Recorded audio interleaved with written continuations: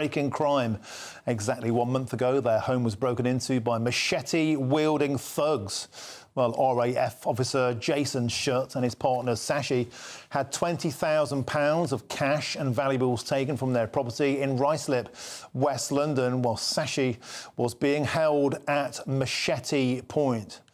Now, the armed gang also stole their beloved pug dog, Ozzy. You can see now on your screens. And the family said they aren't focused on getting the money, the jewellery or the watches back. They just want Ozzy back. I followed myself through into the dining room area when I heard footsteps coming down the stairs. And at this point, they told me not to move. They had a machete around my neck, turned me and put me up against the bottom banisters. And while this was carrying on, the machete was still around my neck. He's like a live teddy bear. He was just so cuddly and he was so kind. He was like a human, but obviously as a dog. He was just amazing and, yeah. We can see that dog on the screens there now, and the dog is now missing, and you obviously dearly would love to get Ozzy back. What can people do to help? Is there any distinctive marks, anything that may help the public out there to assist you in this noble search? Yeah, well, he's got a scar on his back leg. Obviously, he'll reply to his name, Ozzy. You can see on screen there, if you're watching at home, there is that distinctive mark. It looks like the back rear leg. Yeah, so the back right flank leg there, got that scar, beautiful pug. And I believe the local community have chipped in, they're trying their best to help you as well. All over social media. They've been great. GB News.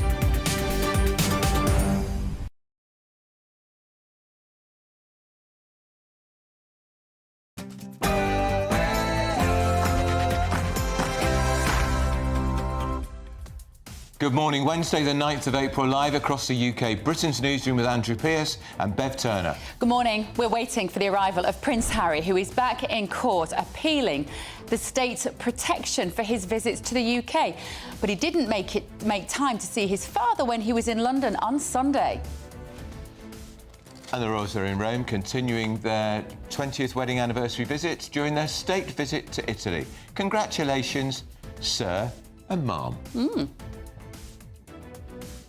Effective local inquiries can delve into far more local detail and deliver more locally relevant answers and change than a lengthy nationwide inquiry can provide. That was Home Secretary Yvette Cooper in January announcing 5 local grooming gang inquiries. But yesterday, guess what? A U-turn. Home Office Minister Jess Phillips scrapped those plans. Following feedback from local authorities, the fund will adopt a flexible approach to support both full independent local inquiries and more bespoke work, including local victims panels or locally led audits into the handling of historic cases. They said there would be 5, now we know of just 1, Oldham, as the government resists claims that they have watered down their approach to tackling the grooming gang scandal. Musk versus Trump. Elon Musk blasts Trump's trade guru as dumber than a sack of bricks, while the president has unleashed 104% tariffs on China. The White House isn't backing down. Countries like China, who have chosen to retaliate and try to double down on their mistreatment of American workers, are making a mistake. President Trump has a spy. And life is a roller coaster. Well, it will be for one British town. We will tell you who is going to be joining Florida, Hollywood and Japan to have a Universal Studios theme park. Meanwhile, one of Britain's biggest tourist attractions, Blackpool Pleasure Beach, is facing financial woes. As tourism continues to fluctuate, life really is a roller coaster for this seaside town. We're on the ground here in Blackpool all day today, finding out what local people and businesses think.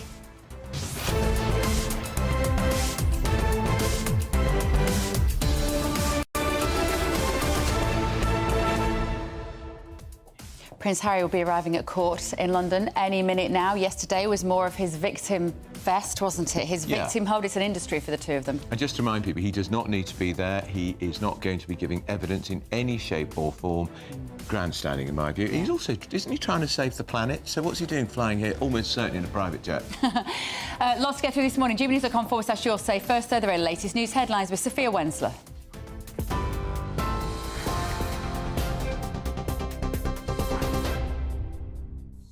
Andrew Bev, thank you. Good morning. Your headlines at 9:32.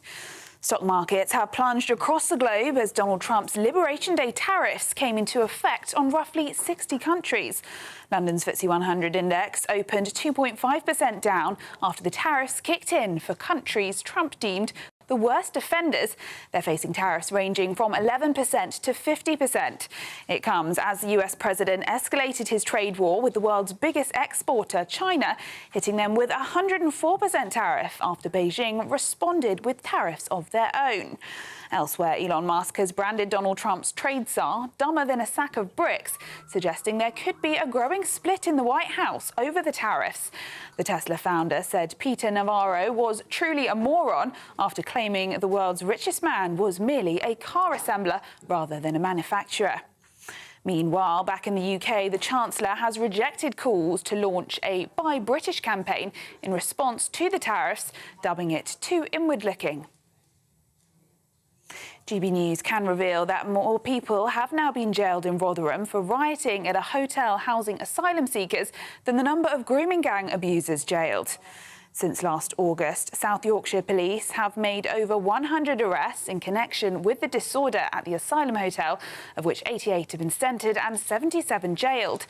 This compares to only 68 convictions to date for group-based child sexual abuse and exploitation in the town.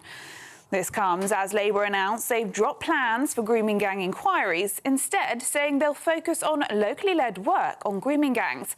Minister for Safeguarding and Violence Against Women and Girls, Jess Phillips, had this to say in the Commons yesterday. We are developing a new best practice framework to support local authorities which want to undertake victim-centred local inquiries or related work. Drawing on the lessons from local independent inquiries like Telford, Rotherham and Greater Manchester, we will publish the details next month. Alongside this, we will set out the process through which local authorities can access the £5 million National Fund to support locally led work on grooming gangs. Following feedback from local authorities, the fund will adopt a flexible approach to support both full independent local inquiries and more bespoke work, including local victims panels or locally led audits into the handling of historic cases. Meanwhile, Shadow Secretary of State for Levelling Up, Kevin Hollenrake, told GB News it's allowing a cover-up to continue. Well, I was appalled to hear that yesterday. I was in the chamber for that statement. And, you know, I mean, this means that the cover-up can continue. We know there was that some of the people within the local authorities concerned were complicit. We want a national inquiry, an independent national inquiry, which can set its own terms of reference, which can call witnesses, call for evidence and make sure anybody who should be held to account is held to account for what's happened, because what's happened is an utter disgrace.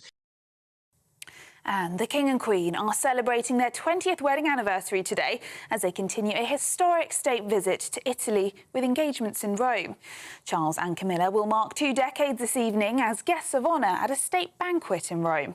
Yesterday, their trip was overshadowed by Prince Harry battling in a London courtroom to challenge the decision to downgrade his UK taxpayer-funded security. The 2-day hearing will continue today. Those are the latest GB News headlines. More in half an hour. For the very latest GB News direct to your smartphone, sign up to News Alerts by scanning the QR code or go to gbnews.com/alerts.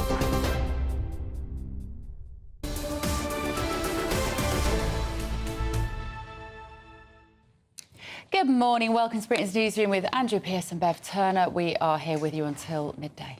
Now, Harry is back in town. He's at court, or will be at court this morning. We're waiting for him to arrive. It's day 2 of his ongoing battle with the Home Office over who should be paying for his royal protection when he arrives here. Remember, he doesn't regard himself as royal anymore. Let's speak to the royal biographer, Angela Levin, who in fact wrote a book about Prince Harry, who's going to be with us throughout most of the show. Angela, morning to you. He doesn't need to... Lovely to see you. And to see you, Angela. He doesn't need to be here. He's not giving evidence. Is your view this is grandstanding? Well, I think it might be grandstanding against Meghan. I think he's so fed up with her that he wants to prove that he can be strong, and he wants to come over here and give it a go. Otherwise, you know, he's going into the distance, isn't he? We don't see him. He's not allowed to do anything. He has to walk behind. Meghan, or shut up, So I think that that's partly it. And the other part is it hasn't got anything to do. So this actually shows him in a suit, marching very quickly.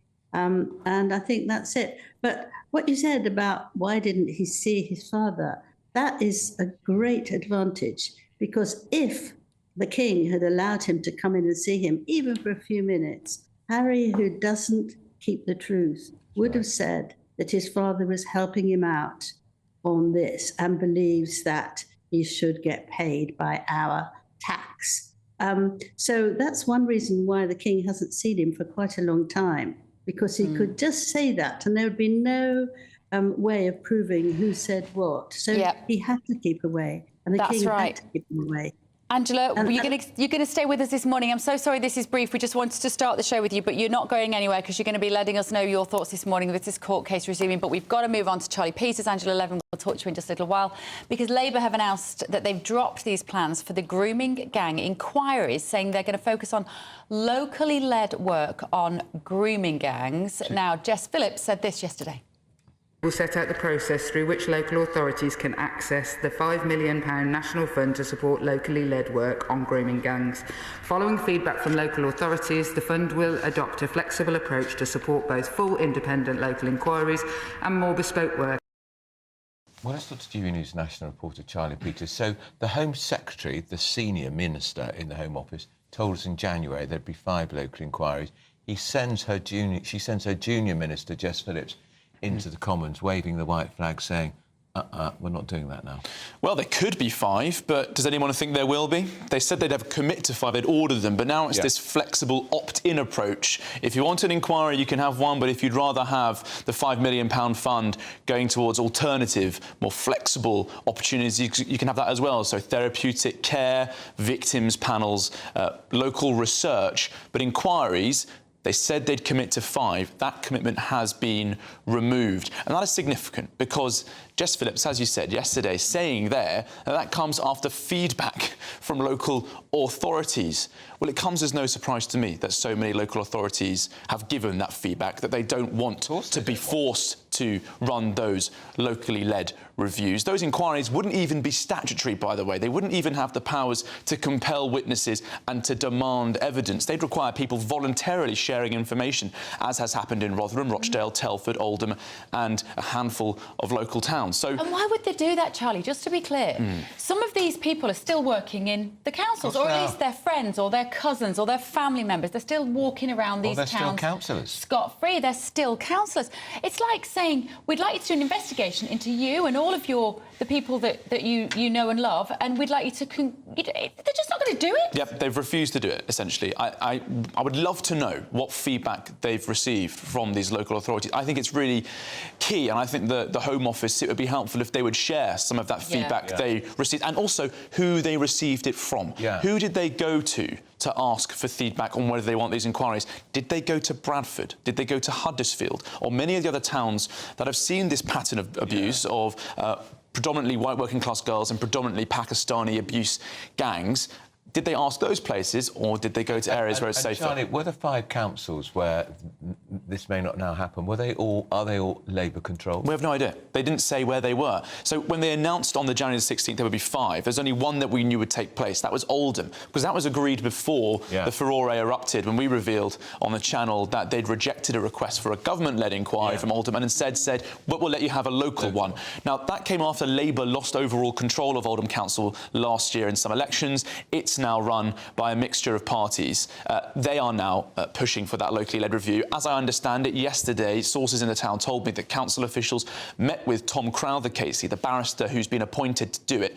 But there's also some controversy surrounding him. Well, not him, really, the work he's trying to do with the government, because we heard last week that he had to text a Home Office official, do you still want me? He'd been asked to conduct and provide this framework for those locally led reviews. That's now being led by ministers, and perhaps we may not see any further of those inquiries beyond Oldham. And actually, Conservative MP Katie Lamb, who stood up yesterday and ran into the chamber to respond to Jess Phillips, was fantastic, and she mentioned the fact that there might be racially aggravated crimes. Absolutely. And all kudos for her for doing that and having the backbone to ask that question. Here again, the victims of these gangs, Absolutely. yet again, being nobody cares about. Thank you, Charlie. Right, still to come, there's a new huge theme park making its way to Britain. We will tell you where. Is that going to be on your doorstep? Do you like the idea of that? Excited about the idea, but also we're waiting for Prince Harry.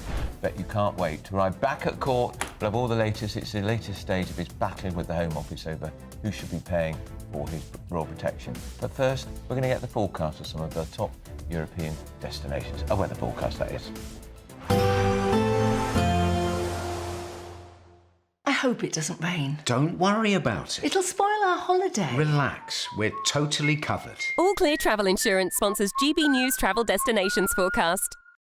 Heavy showers and thunderstorms impacting Portugal and southwestern parts of Spain, but elsewhere across Europe we are going to see improving temperatures through the week. Initially some heavy showers affecting Tenerife and Madeira, eventually moving into parts of Portugal and Spain, but as we head our way further east, largely settled, lots of sunny spells and improving temperatures too, starting off in the mid-teens but increasing through the course of the week. And there'll be plenty of sunshine as we head into next week, the odd shower still affecting Tenerife, and that's where we'll see the best of the temperatures too. All Clear Travel Insurance sponsors GB News Travel Destinations forecast. Headliners on GB News 11 p.m. every night. It's got 3 top comedians going through the next day's newspapers so you don't have to read them, which is great. That's a good point. He's lying. I mean, maybe he's not lying. That's Headliners every night from 11 p.m. and 5 a.m. as well on GB News, Britain's news channel. Tubes & Co. Weekdays from 6 p.m. This is the sport of fencing. A female competitor who has been asked to fence a trans competitor takes the knee and shows her opponent some respect, but says the following: "I'm sorry, I cannot do this. I am a woman and this is a man and this is a woman's tournament and I will not fence this individual." The female athlete was then shown the black card and was disqualified. The fencing authority, they're saying that they've got a transgender and non-binary athlete policy. It was designed to expand across to the sport of fencing to create inclusive and safe spaces. They say that it's based on the principle that everyone should have the ability to participate in sports, and ultimately they will always err on the side of inclusion. Kelvin McKenzie, I was so proud of that girl because she's going to get a monumental backlash now, believe you me. I've never understood why more female athletes have not turned around and said, with respect, you know, with dignity, I respect you as a person, but as a sporting competitor, this is not fair and therefore I shall not partake. Yes. Well, she's brave. She's also brave because the trans lobby is enormously powerful and vile. The thing I couldn't understand about it is why the fencing authorities who run that sport haven't acted in the same way as the athletic authorities have it done in this country. They basically said we're not going to run trans people against whichever sex that they want to be in because they dominate it. They dominate it through their power. And imagine what would happen in women's rugby, for instance. Just think about that. GB News, the People's Channel. If you want your news to be straight talking, this is the nightmare for the Conservatives again. Down to earth. It's not just Nottingham where this is happening, is it? And most importantly, honest. Hard-working, middle-class taxpayers, they'll get the book thrown at them. They catch me, Martin Daubney, Monday to Friday, 3 till 6 p.m. on GB News, Britain's news channel. I'm Christopher Hope. From pop stars to politicians, I'll interview anybody in a pub who's got a political opinion. Join me every Friday on Spotify, Apple Podcasts, YouTube or gbnews.com, or wherever you get your podcasts. This is GB News, the People's Channel.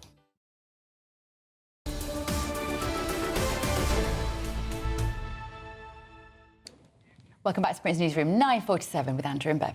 Well, the King and Queen are celebrating their 20th wedding anniversary in Rome today on their official state visit. So our royal correspondent Cameron Walker is there. What are we expecting this morning and for the rest of the day on this special day for King Charles and Queen Camilla, Cameron? Yes, welcome to day 3, Bev, of this state visit. You may be able to see this beautiful building on your screens. This is the Villa Pamphili, which is used by the Prime Minister Meloni to host international VIPs, including Prime Ministers, of course, but heads of state. And King Charles is expected to arrive very shortly indeed. And you can see yet another guard of honour here. It smells a lot like horses here, because you can probably see many of them on your screens. Lancieri de Montebello, I'm reliably informed, is what this guard of honour is called. And Lancia means javelin, which is why they are called that particular regiment. But of course, this is the king and his soft power. It's the first time he has had a private audience with Prime Minister Meloni, and we know, don't we, that she has been working with the UK government to tackle illegal migration, as well as work collaboratively on defence. Of course, Italy and the UK, 2 NATO allies, and are working together militarily as in the face of kind of Russian aggression in Eastern Europe as well. So we are expecting the king and Prime Minister Meloni to walk down that red carpet in the next few minutes to inspect the Guard of Honour and then go inside for a private meeting. Now, you may be able to see in the centre of that archway there the Foreign Secretary David Lammy and our UK ambassador to Italy as well, who used to be David Cameron's right-hand man, actually. Now, they, of course, are going to be facilitating meetings going on behind the scenes with their Italian counterparts, because it's those tough political meetings which shore up the relations between Italy and the United Kingdom. Now, I do hear a car engine behind me, which suggests that the King is going to be arriving in the next few seconds. So His Majesty the King and Prime Minister Meloni should be coming on into your screens shortly. But of course, it's a very poignant day for them, isn't it, Andrew and Bev, because it is the King's 20th wedding anniversary, even though Prince Harry is slightly distracting in London with his court case against the Home Office. Cameron, what did they do yesterday evening? Were they treated to a banquet? Not treated to a banquet, they were hosting a reception at the UK ambassador's residence. I was lucky enough to be there, actually. It was the most beautiful garden. There was kind of Italian and British communities there, and the King and Queen were mingling in the beautiful Roman sunshine. And there was lots of canapes on offer, lots of Prosecco, and the King appeared to be enjoying himself. He didn't appear to be losing energy, considering it was such a long day for him. He'd been touring the Colosseum, and he'd had a meeting with the President of Italy as well. But I think the community reception was just kind of a nice, soft bit of engagement. Cameron, we can now see the King with Prime Minister Meloni arriving now.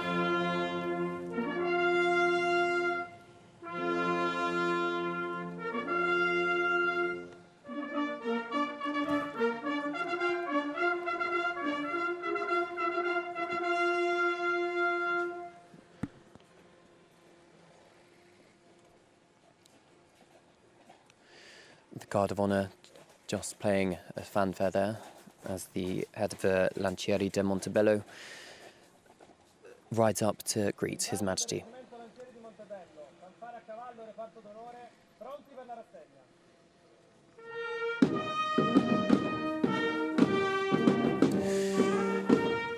His Majesty being invited by Prime Minister Meloni to inspect this Guard of Honour, walking along the red carpets towards Villa Pamphili, which is used by Prime Minister Meloni to host distinguished VIPs. And I think it's pretty obvious here that King Charles is one of the most significant VIPs who has visited this villa. Of course, 18th official visit to Italy, but the first time as head of state. And this is going to be the first private meeting King Charles has had with Prime Minister Meloni. Of course, she was in London just a few weeks ago, working with Keir Starmer to combat illegal migration. Of course, the King not going to be taking part in specific political discussions, but it is this soft power in action, isn't it? Because behind the scenes, behind the King, in that archway, David Lammy, Foreign Secretary, lurking in the wings to take part in political meetings with his Italian counterpart, as the Prime Minister and the King have a private audience. The King and Prime Minister Meloni just posing for the cameras there on the red carpet and are heading inside the Villa Pamphili, a beautiful Roman villa just on the outskirts of the Italian capital in the sunshine.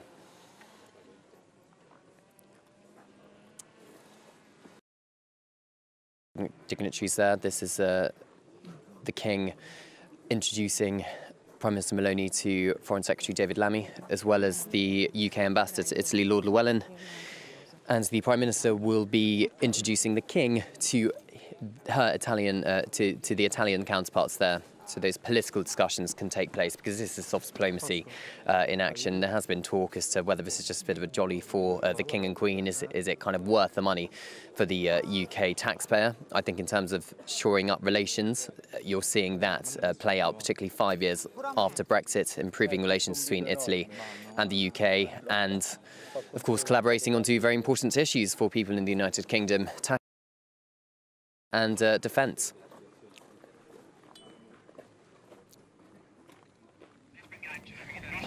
The meeting expected to we've still got with us 45 minutes or so. Angela Levin. Angela Levin, this is meat and drink for the King, of course. He does so many of these engagements.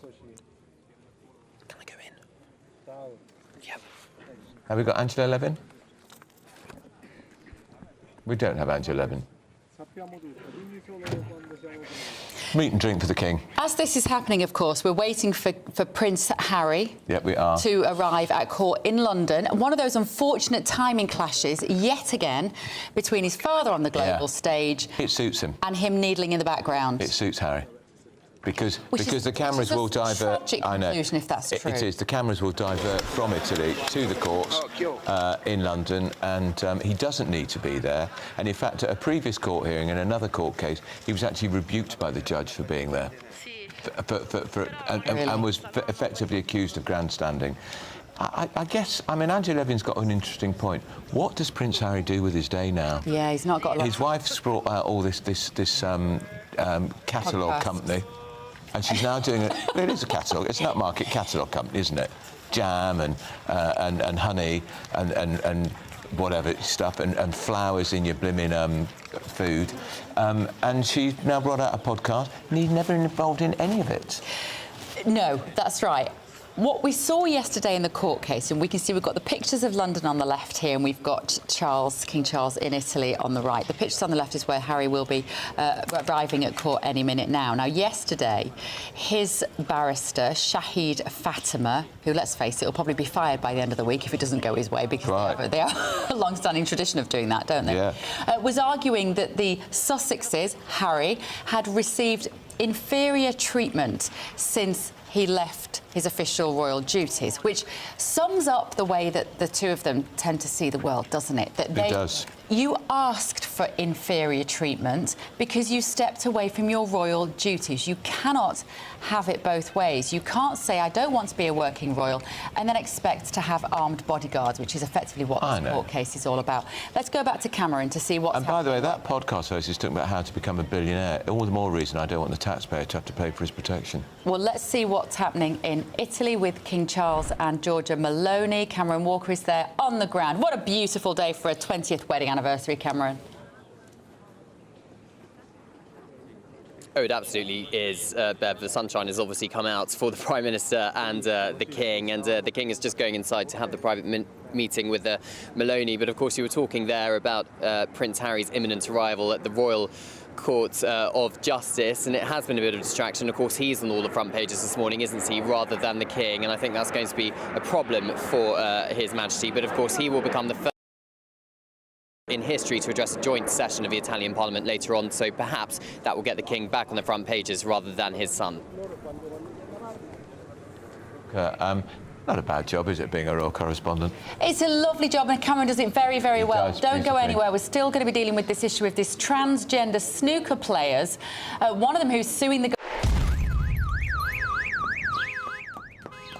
Crash Law 24 sponsors GB News Traffic and Travel Report. The latest GB News Travel. Good morning, I'm Russell Holding. The A1 in Tyne and Wear is closed in both directions between junction 73 and 75 between Blaydon and the Denton Burn roundabout after an accident. There are queues from junction 70 at Dunstan and junction 76 at Westerhope, and long delays as you divert. The A194M in Tyne and Wear is partly blocked northbound by an accident at junction 2 at the Follingsby roundabout. The queues from junction 1 at the Havana interchange. In Lincolnshire, the A52 is closed along Wainfleet Road in Boston after an accident, and the M25 from Hertfordshire to Essex is closed clockwise from junction 25 for the A10 to 26 at Waltham Abbey after a car overturn causes long delays in both directions. You can stay up to date throughout the day by visiting our website, gbnews.com. Crash Law 24 sponsors GB News Traffic and Travel Report. Courtesy of Marquis Leisure, you could be driving away with this brand new Elnag Baron 560 motorhome. It comfortably sleeps 4, comes with sky roof, integrated kitchen and bathroom, and is worth over £67,000. And that's not all, as we'll also give you a further £5,000 in tax-free cash to make sure that wherever this motorhome takes you, it takes you there in style. For a chance to win a motorhome and cash, text WIN to 63225. One entry costs £2.50 plus one standard network rate message, or text bonus to 63225. 5 entries cost £5 plus one standard network rate message. Go to gbnews.com/win. Entries start at £2.50. Call 0903 686 3232. Calls cost £2.50 plus your network access charge. Or post your name and number to GB13 PO Box 8690 Derby DE1 9TT. UK only. Entrance must be 18 or over. Lines close at 4 p.m. on the 6th of June. Please check the closing time if listening or watching on demand. The royal family is an enduring symbol of tradition, unity and pride for Britain. At GB News, we celebrate what makes this country great. In our new royal newsletter series, you can join me, Cameron Walker, for Inside the Palace, an exclusive look every week that takes you beyond the gates and brings you the very latest from those at the heart of the monarchy. Never miss a royal moment again. Sign up now. Go to gbnews.com/royal newsletter and get the latest straight to your inbox. It's Patrick Christie's Tonight, and here we do things differently. It's explaining the absolute madness of this, doesn't it? It's explosive. I mean, this is very good. It's lively. 850. Your government sat there, Sean, and it did nothing. It's controversial. And the Middle East has been in turmoil since before I was born. It's everything you need to kickstart your evening. Everyone's had their Weetabix tonight. I love to see it. That's Patrick Christie's Tonight, weeknights from 9 p.m. Only on GB News, the People's Channel, Britain's news channel.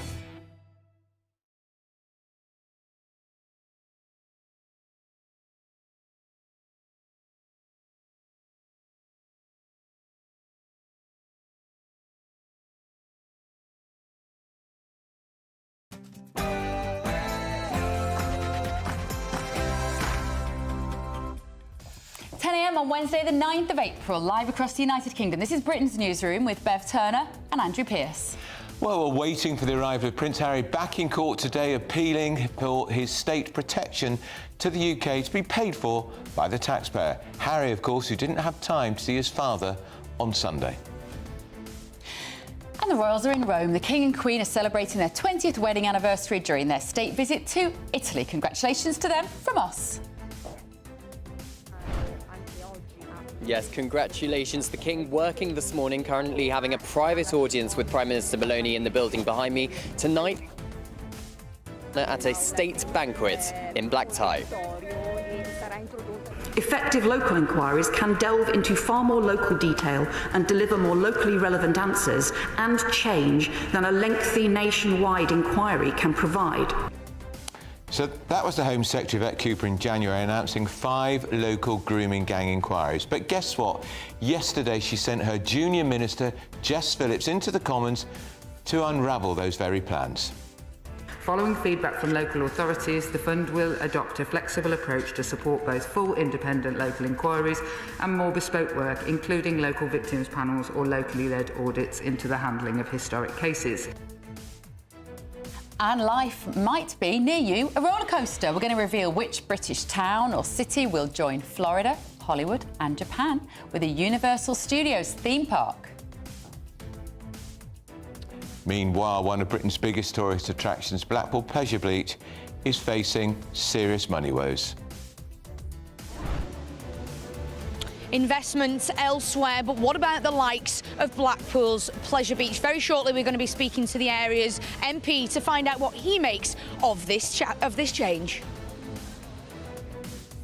And Musk versus Trump. Elon Musk has blasted Trump's trade guru as dumber than a sack of bricks, whilst the US president unleashes 104% tariffs on China.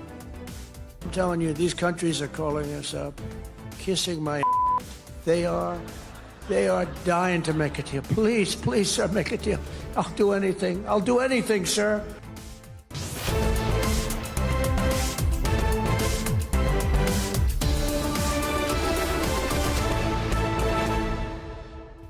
Did you ever think you'd hear the President of the United States speaking at a black tie dinner like that, in language like that? Well, I mean, I, for one, don't have a problem with it. I have no problem with it. And actually, whilst we're now all understanding what the implications and the ramifications of these tariffs might be, it's starting to make complete sense. Do you think so? I do, and I think you're going to see interest rates falling in the United States, and they're going to fall here.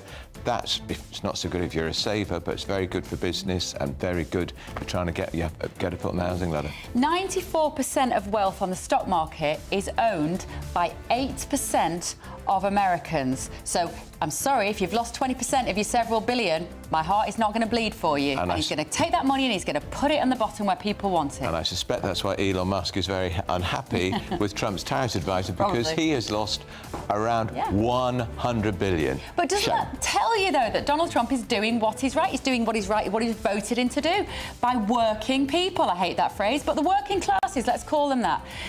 Right, let us know your thoughts this morning. Do you agree? GBNews.com/your say. First, though, here are the very latest headlines with Sophia Wensler.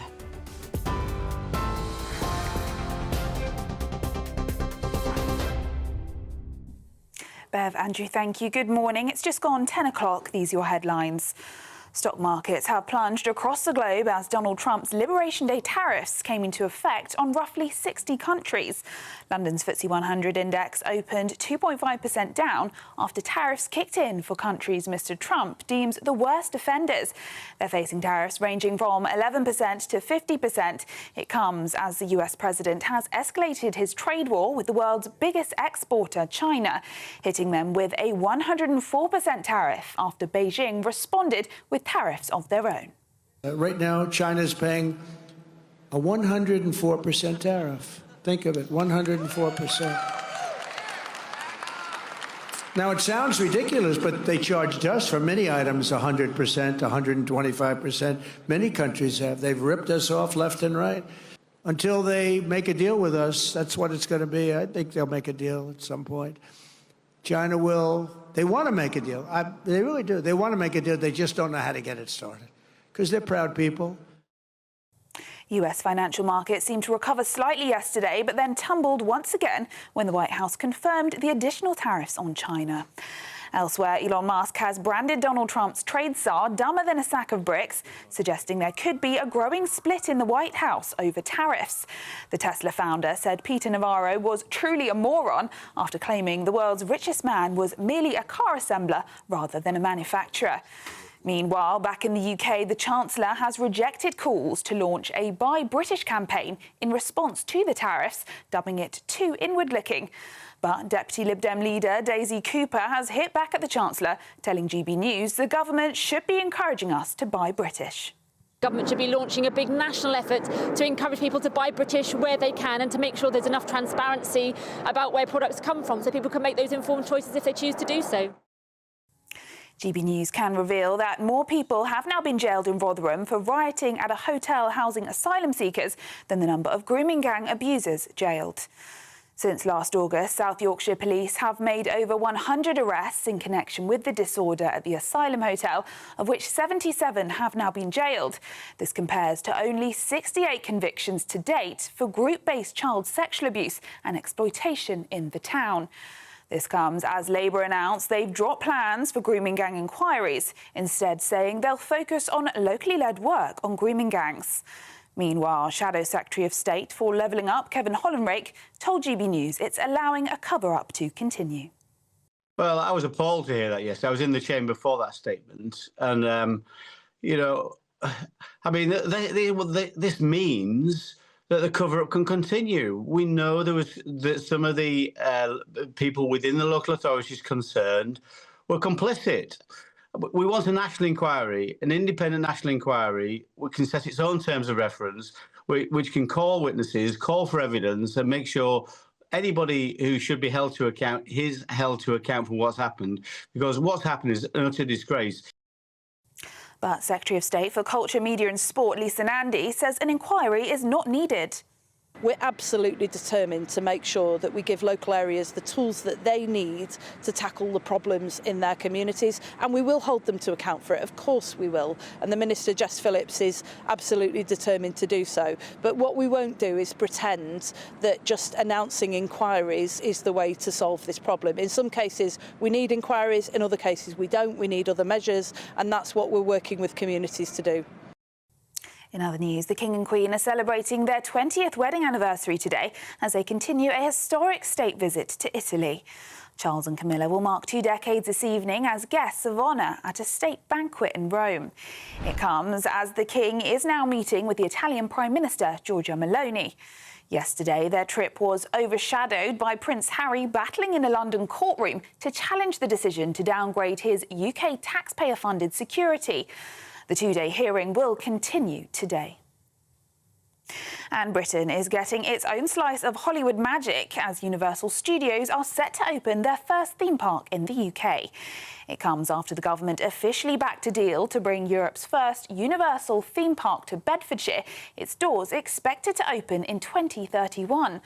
The project is estimated to generate £50 billion for the economy, generating around 28,000 jobs for the UK. The attraction will be one of the largest and most advanced theme parks in Europe.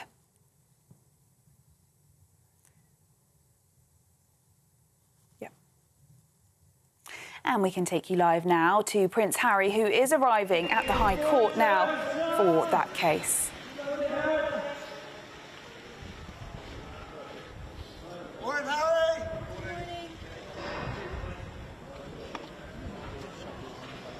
Those are the latest GB News headlines. More in half an hour. For the very latest GB News direct to your smartphone, sign up to News Alerts by scanning the QR code or go to gbnews.com/alerts.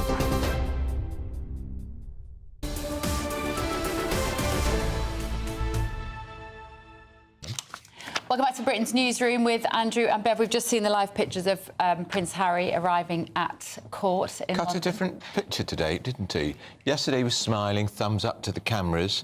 Perhaps he hadn't thought of the optic about Dad's just being greeted by the President of Italy. State visit, very important, been in the diary for months. And then today he was not playing to the cameras at all. All contrived, in my view. Do you think? Yeah, I do. I'm not sure he's that clever, is he? He'll have some people saying things in his ears. Look, it didn't look great, and he's got a bit of a kicking, hasn't he? Yesterday, he doesn't. Well, I mean, look, let's see what Angela Levy thinks. She's our royal expert on this. We're all sort of psychoanalyzing him. Angela, you know him better than a lot of people. You spent a lot of time with him. This court case, just remind everybody what it is actually about. What is his grievance, and is it justified? Well, his grievance is that he seems he hasn't had the right attention to be given protection people who have got guns. That's the thing. The country won't allow any American to have guns or anywhere else. So when he's in England, he can't have anyone with guns. And the reason is that he should be a working royal. The King, the Queen, Catherine and William are the only 4 that have it. It doesn't go round all the royal family. People sometimes think it is, and he's the only one, poor lad, who's been left in a difficult position. But it's not. He can have very good people, but they can't have guns, and he won't go for that. He says Meghan won't like it just the other day, but Meghan doesn't want to come because she doesn't like us. And she said that his children will be very scared. A 3- and 5-year-old won't know what's going on, so it's not a problem. So he's built up his need in a determination to win. And he wants to actually attack his father via the government. And that's why the King has been very careful. He wants to win this. And it's really ridiculous. It's somebody saying, you know, poor me, as usual, I'm left out, nobody cares about me. Well, he can't expect good attention emotionally if he's been so rude and unhappy and but physically, he can't have that. It's just not on board. But the only trouble is, you never know with judges who might feel sorry for him that he's come back and he's come back and he's come back. This is the third time he's tried it. This court appeal is the last time he's going to be able to do it. And I hope they don't, actually. And he's got to learn that he can't have that when he hasn't given to the country. I don't want him to have my tax. It's very hard. I don't think he deserves it. And he can have very good people, often people from the top who've retired, who are still know what's going on. He wants to know what's going on, if there's any danger around. But he can't have that either, because he's not actually available to do that anymore. So this is very important to him, because it's his last attempt he's being allowed to say that he needs somebody with a gun. And this is, I hope that the judge would say, no, you can have lots of people looking after you carefully who are extremely good, but they're not going to have a gun, and you're not going to be told what's going on in the country. OK, thank you, Angela. Thank you very much. And that film footage we were just showing actually was Harry arriving yesterday. Yeah, he looked a little more downbeat, you might say, this morning, rubbing his hands together. Apparently it was today's footage. Oh, was it? Oh. He's got the same suit on. What we don't know is where he stayed last night. That's what I want to know. Where does he stay when he comes here? I mean, I'm just being nosy. We understand that in previous occasions he has been offered one of the royal places. They've got quite a lot of property, the royal family, and he's declined it. Just on this case, this court case, basically, the idea being that this Executive Committee for the Protection of Royalty and Public Figures, otherwise known as RAVEC, decided that he should receive a different degree of taxpayer-funded protection when he's in the country. And as Angela said, this is about not having armed guards with you. And that his argument, and his lawyer, she was the lady in the headscarf yesterday, she's argued that he shouldn't have a bespoke treatment, because Ravek has said he needed bespoke treatment. It's a very special case. And she was saying, Shahid Fatima, that his team understand that he is at risk from Al-Qaeda, from ISIS fundamentalists. Well, that goes to what he said in his book. Correct. Revealing that he killed around 20 Al-Qaeda operatives. One might when he was on active duty for the army in Afghanistan. And reckless thing to say, by the way. And then use this phrase that they have received inferior treatment. Now, the Home Office would say, well, it's not inferior, it is just bespoke, because you are a very unusual case of having been a royal, not wanting to go and open hospital wings anymore, not wanting to do all the boring ribbon cutting, but wanting to still have all the privileges that would come along. And also that they've still got their titles. I find that bizarre, by the way, that they've not got rid of those He's still titles. Prince Harry, he's still the Duke of Sussex. And he's still HRH. It's going to be really... It's actually quite interesting to see what they conclude, because I'm also concerned about the precedent that it sets. That if somebody who considers themselves, let's face it, to be of risk and important, is given the right to have armed bodyguards carrying guns, does that then open the floodgates to anybody? Yeah, Madonna comes here. That's right. She says, I've got stalkers. Sultan of Brunei, I don't know, sheikhs from all around the world, Russians. You know, does that then mean that they would be able to argue to the Home Office, my life is sufficiently at risk that I need to have an armed guard? I don't want to live in that country, Harry. Thank you very much. Well, and I actually don't think he's going to win. I think he's going to lose this. Now, we've got lots of texts and emails coming. I imagine some of you have been talking about Harry. And also on this, because it's... By the way, and the Prime Minister, by the way, the King will be deeply uncomfortable that his son is appearing in court. Vast costs are being run up here. £500,000 of taxpayers' money so far this legal case has cost. And the King will be uncomfortable. 500 million, because not £500,000. This is a decision of the government, and you try and if you don't like it, try and organise a different response privately. But his first response: go to court. Yeah. At vast expense. Good morning, David. Did you see how many lawyers were standing up in that court when that woman was speaking yesterday? Yeah, well, that's what I think. I will check it out, but my understanding is it's £500 million of taxpayers' money has so far been spent on this legal case, because, of course, this is the appeal now. Yeah. Now, if he loses... He'll have to pay the cost. He'll have to pay all that. And the government should say, you cough up, son. David, good morning. If Harry doesn't like his support in the UK, do not come here. A lot of you saying you don't care about Harry. She'll have to sell a few more pots of jam, won't she, if he loses the appeal? She will. A lot of you saying, for heaven's sake, GB News, how many more times do we have to tell you? We don't care about Harry. Just mention the outcome of the court case and move on. But I think, Anthony, thank you for your feedback. We read out all views here. Is that actually it will affect how we might handle security in this country. What have you got in your cup? No, just water. He's fiddling, he's always fiddling. No, I need some water. Now, he's got a tissue in his cup. Right, Universal Studios have signed a deal with the government to open their first theme park in the UK, but where will it be? Do you think it's going to be in Manchester? Maybe Newcastle. How about Scotland's capital city, Edinburgh?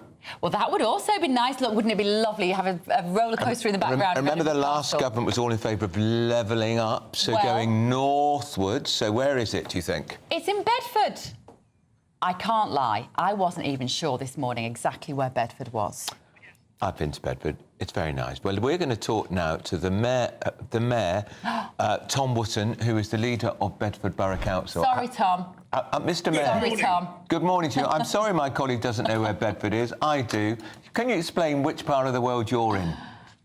Well, Bedford is uniquely situated, about 40 minutes train ride north of London. So, you know, we're north of Luton, but we're near Milton Keynes. We're in the very centre of the Oxford to Cambridge arc. So we are ideally placed. So you're sort of no man's land, Tom, no offence, but now you're going to be put on the map, right? You are going to be front and centre of the tourist industry in this country. How excited?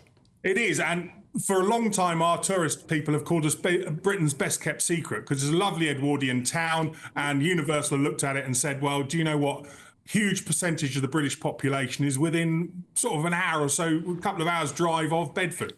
Oh. And just explain, Tom, they're saying it could open by 2031. What is going to be there? What is a Universal theme park? What are we expecting to see? Well, we know what Euro Disney's like, and we don't talk about that. We like to talk about the ones in Orlando. And this is going to be a really large theme park. They've bought the ground and they're here. And there's going to be 20,000 construction jobs. There's going to be millions of visitors. And it's really great news for all the little towns and villages all around Bedfordshire. I'm just so excited because this is like a culmination of years and years of work. So there'll be restaurants and bars and adventure rides, swings, big dippers. swings. Roller coasters. Do better than swings rides. these days, Andrew.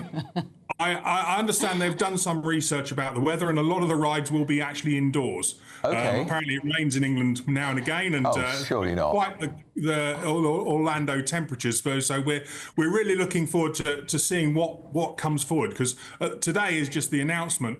The actual attractions and what's going to go on is all yet to be announced. Tom, just explain why Bedford. Why did Bedford get the Universal deal? Because it is going to put you on the international map. There's talk it could be an investment of billions and billions of pounds. Why you? Why not? We think we've always thought Bedford was the centre of the universe. We are only sort of 40 minutes train ride north of London. We have the Midland Main Line comes to Bedford, but we also have the East Coast Main Line that is very, very close. We are connected very soon by a dual carriageway to Cambridge. So we are connected by a dual carriageway to the M11, the A1, the M1, and all those different roads are we are uniquely interconnected with everybody. When you look at a map, Bedford is the centre of just about this network of roads and railways, all this sort of stuff. And if you're getting millions of people come, that's what you need. And also a fantastic council that's going to welcome you in. We're going to go to Blackpool in just 2 seconds, Tom. But when do you think it's likely to be open? It's going to take ages to build this, isn't it? 4 or 5 years. These Americans are serious guys, and they want to have it open as soon as possible. Fantastic. And with your energy behind it, Tom, the Mayor of Bedford, I have no doubt it will happen. It will be brilliant. We'll be there. I think you need to go on the inaugural Big Dipper ride, Tom. Oh, crumbs, that'd be scary. But yes, I am looking forward to this, and it's just great news all round for Bedfordshire. Fantastic. Congratulations. Wonderful. That's Tom Wootton, who's the leader of the council, and he's also the mayor, Tom Wootton. Well, great enthusiasm, isn't Fantastic. there? What a great Don't you man. love Now, that? as part of our one part of Britain gets a tourist boost, we mustn't forget our classic hotspots has a big place in my heart, Blackpool Pleasure Beach. which is having to close some of its rides today. Let's go to Sophie Reaper, who is there in Blackpool for us. Sophie, what's going on there in Blackpool? An absolutely iconic tourist attraction. It's been around for decades. Well, it actually opened in 1896, and it sounds like, although there's investment down in Bedfordshire, here at Blackpool Pleasure Beach, they could do with a bit of a boost. Now, there have been concerns over some reports in which suggested that last year they lost 2.7 million pre-tax. However, I've spoken with Pleasure Beach, and they've assured me that actually they're above the green line. They're investing over £8 million in a new ride, and those rides that have been closed, it was always planned that they were going to be closed. Those 5 rides, on average, they were around 40 years old, and the data showed that, in fact, they were the least popular rides. But still, I'm sure that people here in Blackpool would welcome the kind of money that will be invested into Universal down in Bedfordshire. So to talk a bit about that now, I'm joined by the area's local MP, Chris Webb. Chris, thank you so much for joining us once again here on GB News. Big investment down in Bedfordshire for this new theme park down there. What about Blackpool Pleasure Beach? What's being done to support them? So what this is showing is that the UK is another premier resort for investment of international business. This is going to bring 50 billion to our local economies right up and down the country and create 28,000 jobs. This is great for UK tourism and puts us on the map. But this will trickle down into areas like Blackpool. People will come to Universal and then have a weekend in Blackpool. Win-win. So you welcome this investment in Bedfordshire? Any investment into tourism is great. You know, I'm the all-party parliamentary chair of tourism and hospitality. We welcome any investment, and this will just be a huge boost to UK's confidence when it comes to tourism. Now, I know as an MP, you always have your ear to the ground, you always know what's going on. There was some concern around these reports about losses and ride closures, but you're not worried at all, and neither are Blackpool Pleasure Beach, are they? No, the resort is doing well. We've got an award-winning theme park, award-winning hotels attached to the theme park. This is thriving. You have to just look behind me now. We've got people coming in. Pleasure Beach has never been stronger. Yes, we know football has declined after COVID, but it's rebuilding. But just look at the investment they're bringing in. We're going to have the UK's tallest ride here in a few years because of this investment they're putting in. Thank you so much for joining us, Chris. Always fabulous to have your views on it. Now, Chris has worked so much on tourism in the local economy here in Blackpool, and it seems like that's something that's going to continue to build here in this seaside town as a result, perhaps, of that investment down in Bedfordshire. Fantastic, Sophie Reaper. Do you know, I'm so pleased by that story, because I thought that was going to be more of a negative story about the state of Blackpool and what's going on there. But no, it is not. They are closing a small amount, say Blackpool Pleasure Beach, of older and the least popular rides, which is allowing them to invest in bigger and better things, beginning with the opening of Launchpad this spring and our new gyro swing. Oh, they have got a swing opening next year. Do you know, when they used to have party conferences in Blackpool, which they did for years and years, but they stopped because the Winter Gardens was too small, I always went to the Pleasure Park. Fantastic. They go on to say we've operated here in Blackpool for 129 years and we will be here for 129 more. Too. There are so many things to get excited about at Blackpool Pleasure Beach Resort. I used to swim in Blackpool, not in the sea. At Derby Baths, used to do swimming competitions, and all the swim team would go there for the weekend. And in between our heats and our finals, we'd throw ourselves round the roller coaster and eat too much candy floss, and then feel sick on the poolside. And then wonder why you didn't win. Exactly. Wonder why I'm not in the Olympics. Although Sharon Davis, who was in the Olympics, is going to be on the show with us in just a little while. She swam in that pool as well. Now, up next, we have the latest on Donald Trump and all of his tariffs. You're with Britain's Newsroom on GB News.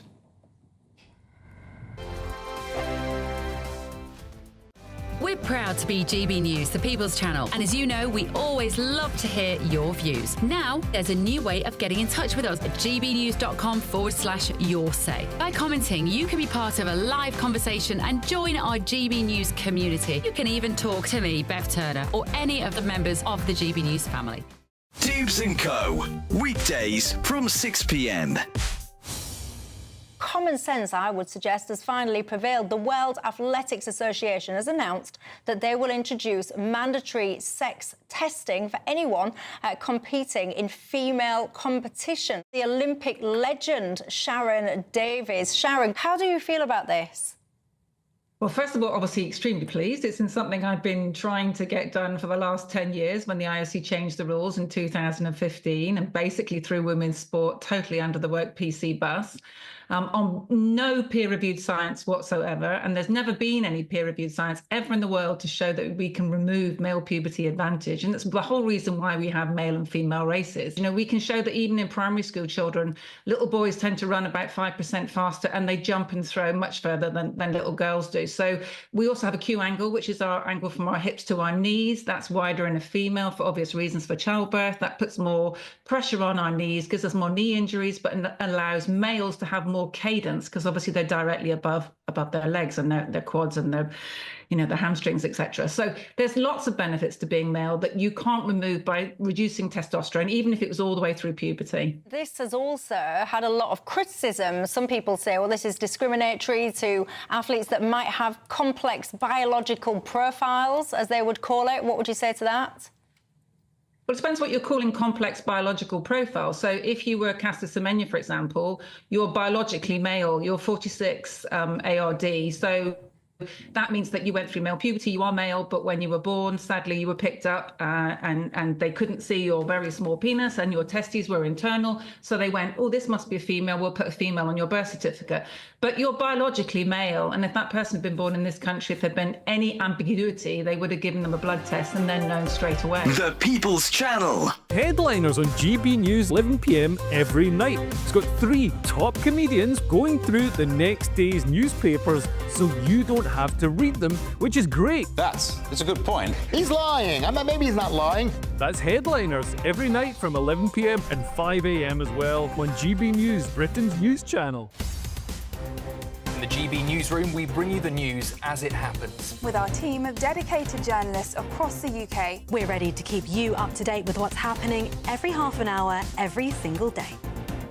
Bulletins here on GB News. The People's Channel. Britain's news channel.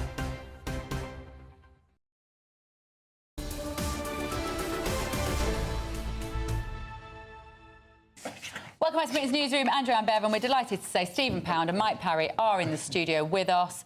Shall we talk about Trump's tariffs fallout? Mike, go. I'd rather talk about billionaires fleeing London. Yeah, do that. Because this is because that's not what she asked. No, I'm sorry. It's a consequence of it. London drops down wealth list as super rich move out. Of course it is. If you get a Labour... You're saying it's a consequence of Trump. Hang on. I'm saying that the way the country's going south is now being exacerbated by what Trump has done. We're in even more trouble. But the figures here are disgraceful. London lost 12% of its richest residents since 2014. And the thing is, that's $11,300 millionaires in 1 year have left London over the past year. It's outrageous. And the thing is... That's the changes in the non-dom rules. Well, I was about to say, Andrew, they say, oh, non-dom rules, everybody's got to pay their fair share. In 2023, Britain's 74,000 registered non-doms paid £9 billion in tax. So they've said, not only do we not want your £9 billion, which you already pay, you can take all your wealth with you, which is about another $100 billion. And spend it somewhere else. And spend it somewhere else in some other country. So now we're relegated right down the league. It's New York, it's San Francisco, Tokyo, Singapore, and Los Angeles, but not London anymore. It's an outrage because we are the greatest city in the world and we should be in the richest top 5. But Labour dogmatically have decided we hate wealthy people. My greatest fear in life, Stephen, is poverty, right? Because poverty kills people and wealth enhances people. And I'm not going to live in a city that's going to make me poor. Mike, may I inject a note of realism and reality? That was all realism. May I just say, in 2014, Labour were not in power. It was a Conservative government in 2014. What's that got to do with it? Because you said this Exeter lost 12% of millionaires since 2014. Yes. Well, big news for you. Labour were not in power then, so it is not down to us. What's more interesting it's been a dramatic escalation. I'm sorry, of course it has. The 12% reduction has happened since 2014. Look, here, the more interesting thing... No. The biggest acceleration in the last 18 months, literally, since Labour announced their policy on non-doms. I was trying to be fair to you, you see. You're backpedaling like a duck on speed. I'm not. I'm sorry. I'm sorry, you said 24. Look, what's more interesting is the cities in the world. I think 4 of the top 10 are in America. That's right. They don't mention Mumbai. You know, they don't mention a lot of this, Shanghai, Peking. That's right. So, I mean, I think those figures look a little bit odd. I mean, if you look at the best cities in the world, I mean, what is the best? Is it done per capita? Is it the price of the houses? I mean, somewhere like Canterbury would probably be one of the best cities in the world because of the house price. Not wealth-wise. I think the property wealth of London is still the highest in the world because of the value of the property. Mainly because it's been bought by people from United Arab Emirates and from Russia and from China. Has definitely pushed the price up because people want to live in this country. You go around the Bromptons anywhere of a night time, you'll see no lights on in the houses. Yeah. Do you know, they've actually, 3 of the wards there have had to amalgamate because there's not enough voters registered there anymore. You know, I'm sorry. The thing about the super rich, it's not just the British policies here. It's things like Dubai is now a very, very attractive option. Who doesn't want to live next door to David Beckham? And pay no tax. And pay no tax. Yeah. Okay, I don't want to live in Dubai. It's too hot. You're too hot, and no culture. Exactly. But I would encourage my children to do so. Yeah, I get that. I'm sorry, I would Andrew, encourage teenagers, you're 20s. a patriot. I mean, I have to say, I like all of us, I thought it was fascinating to read Isabel Oakeshott, you know, as a great patriot, speaking from Dubai. Yes.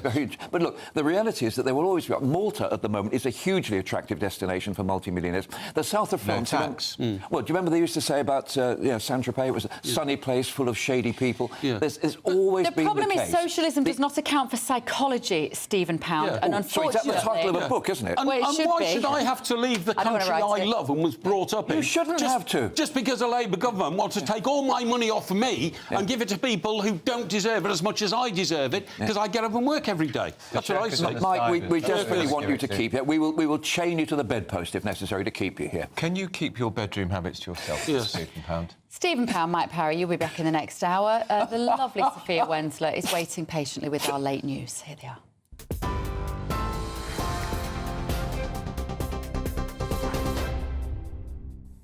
Bev, Andrew, thank you. Your headlines at 10:33. Stock markets have plunged across the globe as Donald Trump's Liberation Day tariffs came into effect on roughly 60 countries. London's FTSE 100 index opened 2.5% down after the tariffs kicked in for countries Mr. Trump deemed the worst offenders.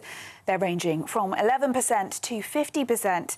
It comes as the US president escalated his trade war with the world's biggest exporter, China, hitting them with 104% tariff after Beijing responded with tariffs of their own. Elsewhere, Elon Musk has branded Donald Trump's trade war czar dumber than a sack of bricks, suggesting there could be a growing split in the White House over tariffs. The Tesla founder said Peter Navarro was truly a moron after claiming the world's richest man was merely a car assembler rather than a manufacturer. Meanwhile, the Chancellor has rejected calls to launch a Buy British campaign in response to the tariffs, dubbing it too inward-looking. GB News can reveal that more people have now been jailed in Rotherham for rioting at a hotel housing asylum seekers than the number of grooming gang abusers jailed. Since last August, South Yorkshire Police have made over 100 arrests in connection with the disorder at the asylum hotel, of which 77 have now been jailed.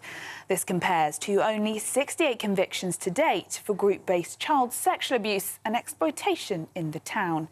This comes as Labour announced they've dropped plans for grooming gang inquiries, instead saying they'll focus on locally led work on grooming gangs.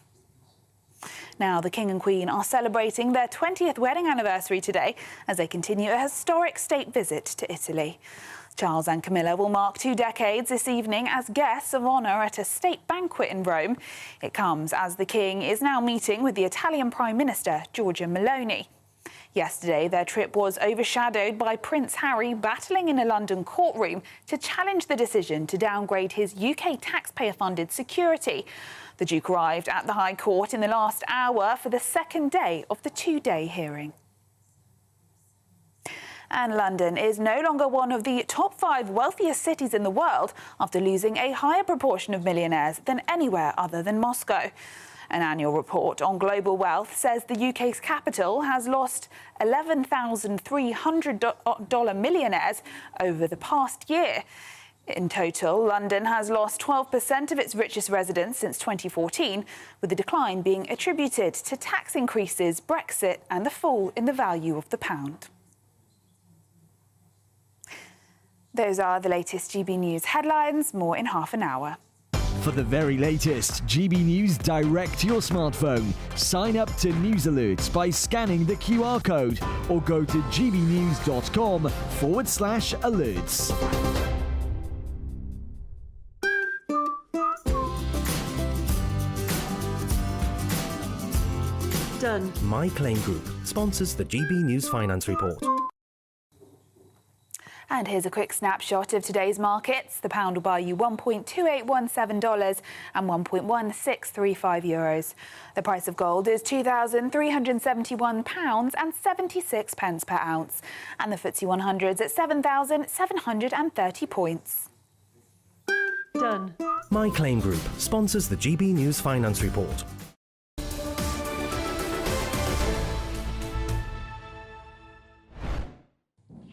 Up next, Prince Harry in his battle against the Home Office. We're going to have the latest. He's in court as we speak. This is Britain's Newsroom on GB News.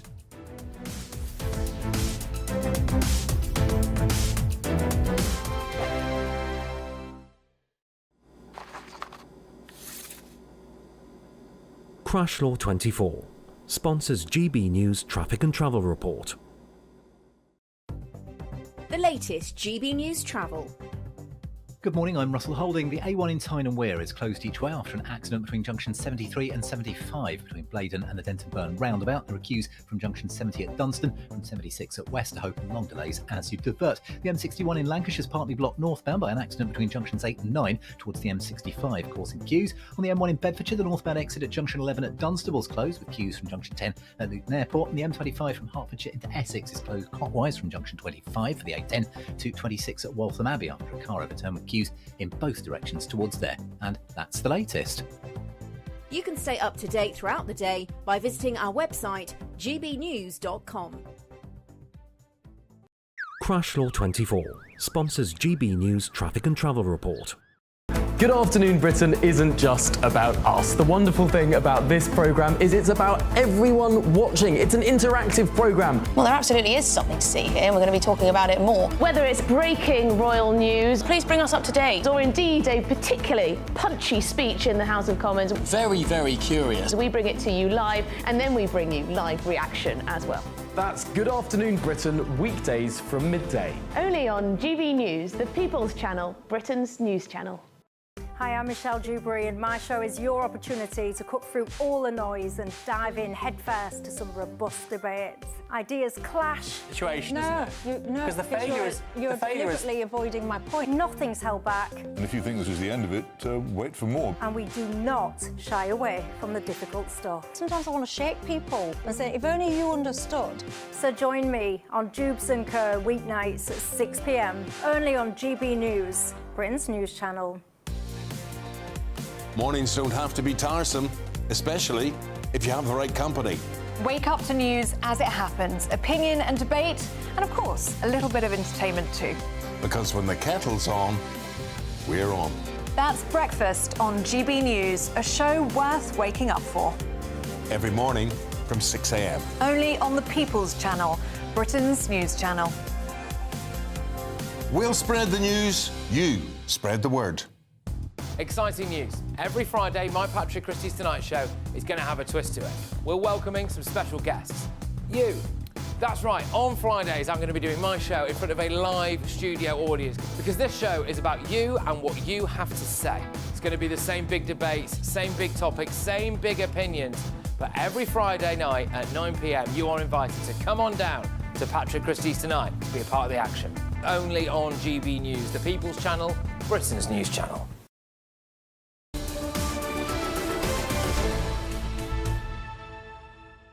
It's 10:40. This is Britain's Newsroom. The Duke of Sussex is at the Royal Courts of Justice. This is part of his ongoing whinge against the government, which is refusing to pay for him to have armed protection when he comes here with his family. Let's talk to Adam Cherry, who is outside the High Court. Adam. Morning, guys. Yeah, the Duke of Sussex arrived just before 10:10 this morning. The court hearing resumed for the second day in the last few minutes. Today we'll mostly hear from lawyers acting on behalf of the Home Office. Yesterday it was mostly Prince Harry's legal team making their case, their appeal. Today it's the government's turn. Now, the slight difference today is that there will be a lot more of this will be behind closed doors today, because they're going to be discussing confidential security matters relating to Prince Harry specifically. Therefore, the press will not have access to that. But nonetheless, part of the briefing will be in open court, as it was yesterday. Now, this is a lot of ongoing legal back and forth. It's been going for almost 5 years now, over 5 years actually, since the Duke of Sussex stood back as a working member of the royal family, and RAVEC, which is the Royal and VIP Executive Committee working on behalf of the Home Office, made the decision to scale back his security in turn. Now, it doesn't mean he has no security at all, it just means that it's assessed on a case-by-case basis. Now, Prince Harry's legal team argue that this sort of bespoke arrangement is not necessarily better, and he still feels vulnerable, and for the sake of his family needs a greater level of protection. So that's where we are. We won't get a written, we'll get a written judgment later on. We won't hear the outcome of today's decision this afternoon, for example. It will be later on. So don't expect the result, but nonetheless an interesting day in court as the government makes its pushback against Harry's claim after 5 years of legal back and forth. OK, thank you, Adam. Adam Cherry there at the Royal Courts of Justice. We are joined by royal biographer again, Angela Levin. Angela? Hello. Hello. What will he do now, Harry? If Harry loses this case today, he will have enormous costs to meet, won't he? My understanding is that taxpayers' money has already been spent, £500 million of taxpayers' money to get to this point. Now, that is the whole legal process, but he'd have to pay the cost for this case, this appeal case. Do we have any idea, Angela, what kind of figures he might be looking at? Yeah, I think it's near the million, because Right. he has top lawyers speaking on his behalf. But I think he just doesn't see how important that money is. You know, he's obviously rich, but actually when people who are working hard and giving their tax to him, and yet he's got so much money, you think, well, if you want that, why don't you pay for it? But he can get very, very good people, except without the gun. If he's here for a royal event, then he will be treated like a working royal. So he doesn't have difficulty in that one. But if it's for him, it isn't that it's not going to happen like that. His book, Spare, was talking about how many people he'd killed when he was in the army, and that doesn't help him. And also that he can't use it for his family, because he might go round and chat and have a nice time, but you can't do that. You can't expect that to happen. It's a ridiculous analysis in his mind that is going to get him nowhere, I think. And Angela, I can't believe that the King is anything other than deeply, deeply unhappy. His own son is taking the government that he is currently representing in Italy to court. We're now racking up huge legal bills. This court case will be making headlines all around the world. Yeah, well, I think it is very upsetting for the King, even though it's his 20th wedding anniversary. But that's why they're protecting him as well, not to actually face Harry and have an argument with him or try and get something sensible into his brain. And I think that, you know, it would make him more ill than he is now, because, you know, fathers can love their children but not love what they're doing. And if that's the case that the King has got with Harry, which I think that's right, you know, you have to protect the King as well. And Harry does get absolutely furious. I know that when he has spoken, he turns up, expects to be seen straight away, goes in 20 minutes and he's shouting at his father. Well, you can't have that. And he's not used to actually being told that something is reasonable or unreasonable, and he just gets the two mixed up. But why he thinks he should be treated like William, the answer is that he's just very jealous. And Meghan for Catherine, and that's how it goes. Why should their children have it, but not his? Well, if you think they're the heirs to the throne, and he actually writes shocking things about the royal family, very rude about them, many of which are not true, how can he imagine that he wants to be treated like an honourable member of the royal family. Sir. And Angela, we know at the weekend that the King flew into London, especially to have treatment for his cancer. We shouldn't forget that the King, what is he, 75, 76 now, happy families with his wife today, 20th wedding anniversary, but he's still battling cancer. Yes, of course he is, and we need to know that, don't we? Because that's why he can't be upset by things that are happening, because the pain is very strong. So you've got to protect him. I think he has a cancer that is just going to go on, and the cancer keeps him alive. So it's not that he's in a dreadful state, but it is that we must know that he is unwell generally. He looks great today, doesn't he? He's smiling and laughing and telling jokes. But actually, you know, he's a very brave man with lots of energy, but still, the cancer is still there, and we must give him that, that we understand that that's what's happening. All right, Angela, thank you. We've got a break now because the Prime Minister, that's Angela Levin, royal biographer, will keep you up to date on that court case with Harry. The Prime Minister and the Chancellor are together. They're speaking about these extraordinary plans that have been unveiled in Bedfordshire. We're bringing that just a moment. They're going to be talking about this theme park. They better not take any credit for it, because all of the decisions for that theme park were made when they were nowhere near government. That's absolutely right. I credit that lovely mayor, Tom, that we spoke to earlier. And this was being talked about 2 or 3 years ago. I mean, when the Tories were in just power. wait, I can't bear it. They're going to be stood there saying, well, this is our investment into the country and look how many jobs we're going to create. You had nothing to do with it. But anyway. But is it going to be... Here's the thing. They talked about buying British yesterday, the Prime Minister, when he appeared for all those MPs, the questioning by the MPs, it was children would have asked better questions.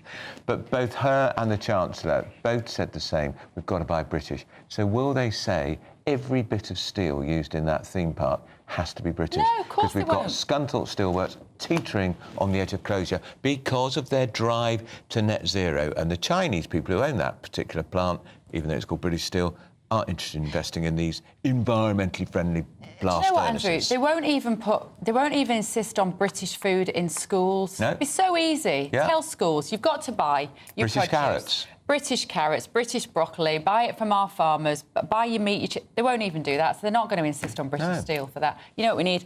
A bit of Trump tariffs. And listen. it's also when they could do that high-speed rail link extension, if it ever happens. Will it be British steel? It'll be Chinese. Starmer in just a minute taking credit for something he had nothing to do with. But first of all, let's go to Jack Carson, who is in Birmingham, Amid the rubbish. Bin strike continues. Jack, you're on bin watch. I wish we had smell-o-vision at a time like this. What's it like?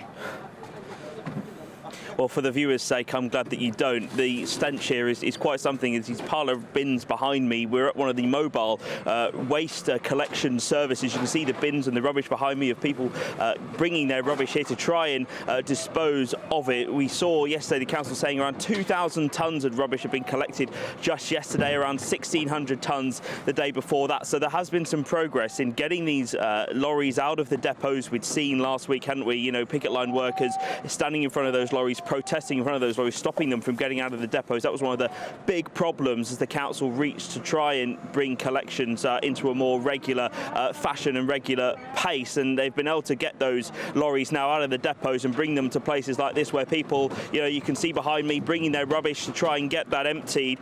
United spokesperson yesterday saying that they'd had intensive talks with the council yesterday. Those negotiations continue today, but no deal reached so far. United saying they'd put forward fair and reasonable proposals, but nothing seemingly agreed on as so far. The council say they also put forward fair and reasonable proposals, so there is middle ground still to be met. But from the people I've spoken to here, there is real fury on the ground at the way they say the council has acted in this. The council say they understand those frustrations that people have. They apologise, but they say they are trying their best to try and get collections into something more regularly. But as the strikes fail to end in agreement, the public health emergency concerns increase. The Conservatives today calling on Labour to reveal the advice that the UK Health and Security Agency have given the council. That's Kevin Hollenrake, the Shadow Secretary for Local Government, saying that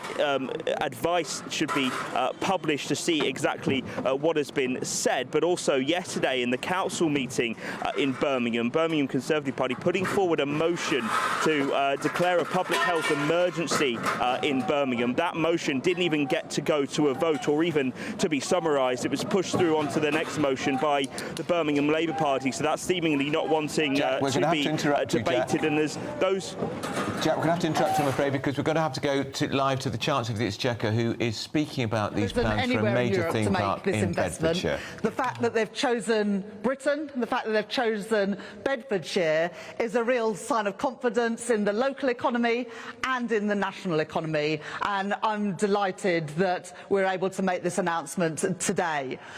Along with the amazing theme park comes so much more. £50 billion benefit to the UK economy, 28,000 jobs in a whole range of sectors. Obviously construction, that's going to be a massive part of it in the next few years, but also then retail, hospitality, creative industries, performing arts, things that this country is brilliant at. And the really exciting thing is that young people in Bedfordshire and across the region, across the country, are going to be able to access those jobs. And this partnership with a college here is really crucial for making a success of the theme park, but making it work for local people as well. And alongside that economic prosperity and those jobs also comes significant investment in local infrastructure. We've already made the decision about expansion at Luton Airport, and alongside the announcement today, we're going to be making upgrades at Bedford Station, a new station at Wixham's, and improvements for the A421. So benefits for the local community well beyond what the theme park can bring. Now, I know that I'm not going to make any apologies for focusing on the numbers. I'm the Chancellor of the Exchequer, but even I will take a moment to also acknowledge that the thrill and the excitement of this theme park for all of the millions of families that will experience it is also a wonderful thing to bring to our country. A great show of strength of the UK economy. So to the team at Universal, at Comcast, thank you very much for choosing Britain. We're really looking forward to this partnership for many years to come, to make a success of it for the local economy, for the national economy, and for everybody who will get the enjoyment of visiting. Thank you. I'll pass now to the Prime Minister. Thank you, Rachel. And it's really fantastic to be here with all of you to announce this new world-class theme park and resort in Bedford. What an amazing thing. And as you can imagine, when I took over as Prime Minister, people warn you that there are tough days that you're going to face. You know, responsibility for the armed forces, for fixing the NHS, sorting out the economy. So you can imagine that when someone comes and says, would you like to launch and open a theme park?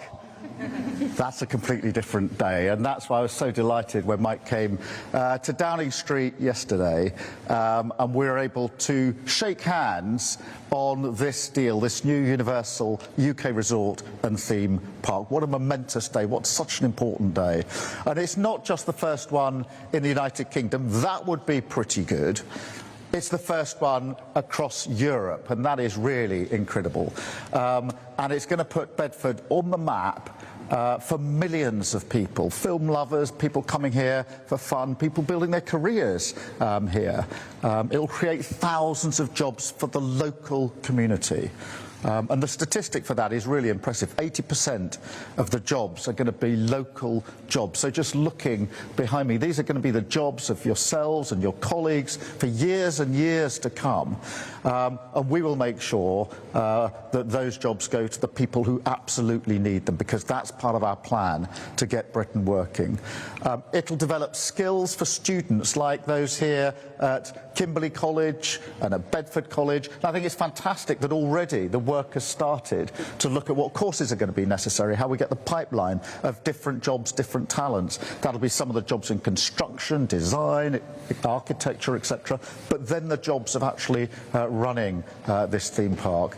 And new apprenticeships, internships, training opportunities. It's going to be really fantastic for local people. I'm so pleased that we've got some of the young people here, because this is some of the work that you will be engaged on, because this is a 5 or 6 year project to build build, that means we'll be starting on this very, very quickly. And I know curriculum's already been discussed, programmes to train local people and jobs of the future. And of course, it will boost our world-class creative industries. And it is on creatives, we are world-class. We punch well above our weight. And of course, that's a key one of our industrial strategy pillars. So this will drive growth here and across the country. Higher tourism, improved transport links, and billions of investment, generating an estimated 35 billion over coming decades. That's a huge amount of money right here in Bedford.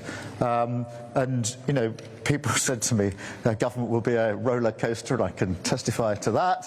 I don't think this is quite what they meant. But look, this is our plan for change in action, bringing investment, bringing opportunity, growth, jobs, and of course joy to Britain. And I have to say, I've got two children, one 16, my boy, and one 14, a girl. They don't take that much interest in the announcements I'm making every day, I have to admit, but this one has really caught their eye because they can envisage themselves at this theme park like millions of other children for decades to come, coming and enjoying it. So I look forward to being here, seeing this roll out, and then, of course, come to fruition. But this is a really, really good day for the country, but particularly for Bedford and the local community, which is going to absolutely be turbocharged by what's happening here today. So thank you all for being here. Thank you particularly to the students, because I think it's probably yourselves more than anyone that we direct ourselves to today as we think about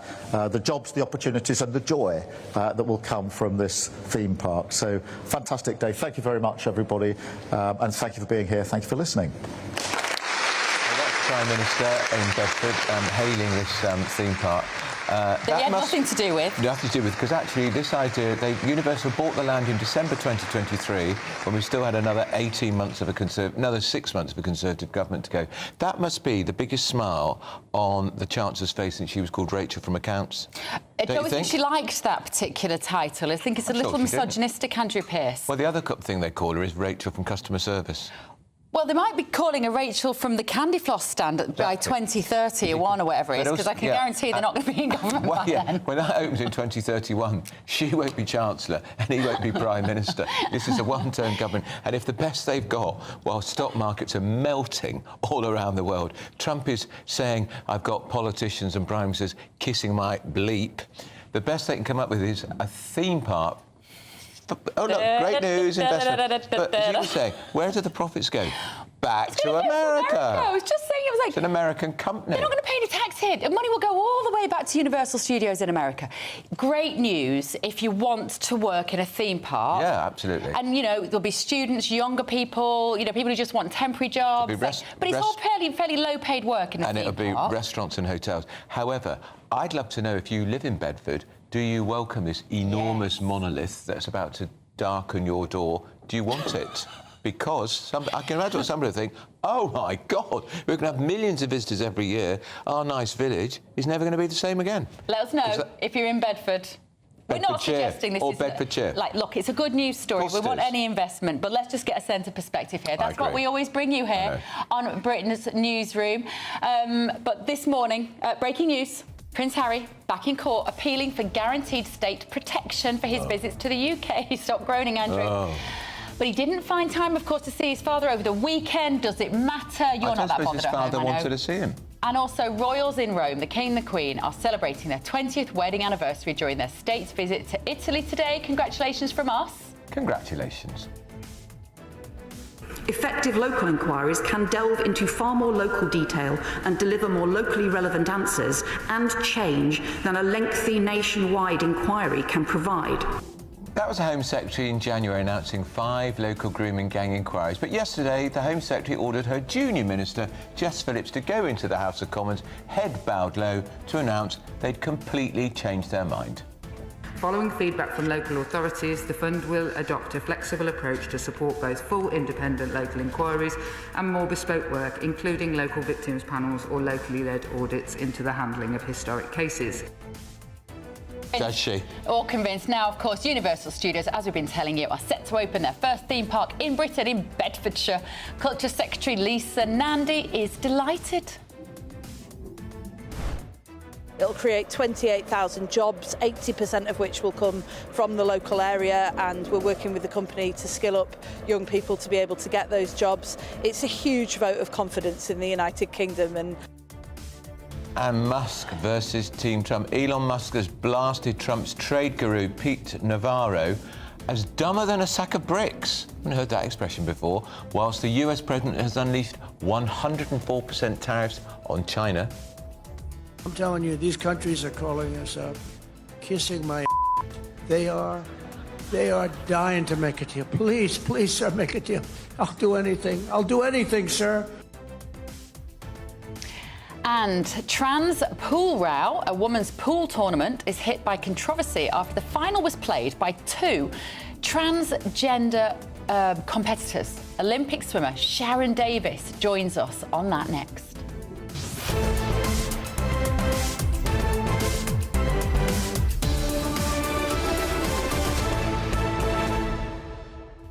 And we want to hear from you if you do live in Bedford and you are happy or unhappy about this Universal Studios theme park. What difference will it make to your area? Maybe this is just unfettered good news this morning. Get in touch, GBNews.com/your say. First, though, here is Sophia Wensler with your news.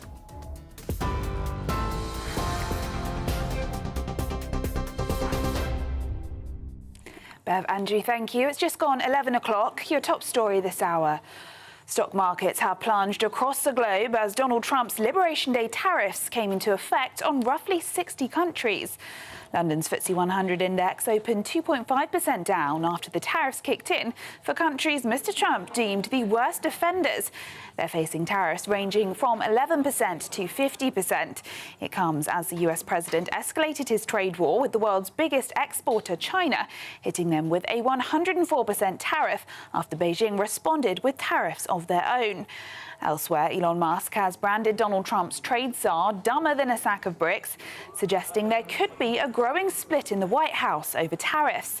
The Tesla founder said Peter Navarro was truly a moron after claiming the world's richest man was merely a car assembler rather than a manufacturer. Meanwhile, back in the UK, the Chancellor has rejected calls to launch a Buy British campaign in response to the tariffs, dubbing it too inward-looking. GB News can reveal that more people have now been jailed in Rotherham for rioting at a hotel housing asylum seekers than the number of grooming gang abusers jailed. Since last August, South Yorkshire Police have made over 100 arrests in connection with the disorder at the asylum hotel, of which 77 have now been jailed. This compares to only 68 convictions to date for group-based child sexual abuse and exploitation in the town. This comes as Labour announced they've dropped plans for grooming gang inquiries, instead saying they'll focus on locally led work on grooming gangs. Meanwhile, Shadow Secretary of State for Levelling Up, Kevin Honenrake, told GB News it's allowing a cover-up to continue. Well, I was appalled to hear that yesterday. I was in the chamber for that statement. And, you know, I mean, this means that the cover-up can continue. We know that some of the people within the local authorities concerned were complicit. We want a national inquiry, an independent national inquiry, which can set its own terms of reference, which can call witnesses, call for evidence, and make sure anybody who should be held to account is held to account for what's happened, because what's happened is an utter disgrace. But Secretary of State for Culture, Media and Sport Lisa Nandy says an inquiry is not needed. We're absolutely determined to make sure that we give local areas the tools that they need to tackle the problems in their communities, and we will hold them to account for it. Of course we will. And the Minister, Jess Phillips, is absolutely determined to do so. But what we won't do is pretend that just announcing inquiries is the way to solve this problem. In some cases, we need inquiries. In other cases, we don't. We need other measures. And that's what we're working with communities to do. In other news, the King and Queen are celebrating their 20th wedding anniversary today as they continue an historic state visit to Italy. Charles and Camilla will mark 2 decades this evening as guests of honour at a state banquet in Rome. It comes as the King is meeting with the Italian Prime Minister, Giorgia Meloni, today. Yesterday, their trip was overshadowed by Prince Harry battling in a London courtroom to challenge the decision to downgrade his UK taxpayer-funded security. The Duke arrived at the High Court in the last hour for the second day of the two-day hearing. Now, a worrying new study has warned that paedophiles may be targeting children through their parents' dating apps. Researchers found men who sexually abuse children are nearly 4 times more likely to use dating sites than non-offenders. The unit found 66% of men who have sexually offended against children use dating platforms, and more than 22% use them daily. The Swipe Wrong report, surveying 5,000 men across the UK, US and Australia, found that single mothers are the most at risk. Experts are demanding tougher rules for dating apps like bank-style ID checks and AI to spot predators. And the Prime Minister and Chancellor have been speaking in Bedfordshire about a new deal securing the first universal theme park in Europe to open in 2031. The project is estimated to generate £50 billion for the economy, generating around 28,000 jobs for the UK. The attraction will be one of the largest and most advanced theme parks in Europe, with 8.5 million visitors expected in the first year. Those are the latest GB News headlines. Now it's back to Andrew and Bev. For the very latest GB News direct to your smartphone, sign up to News Alerts by scanning the QR code or go to gbnews.com/alerts.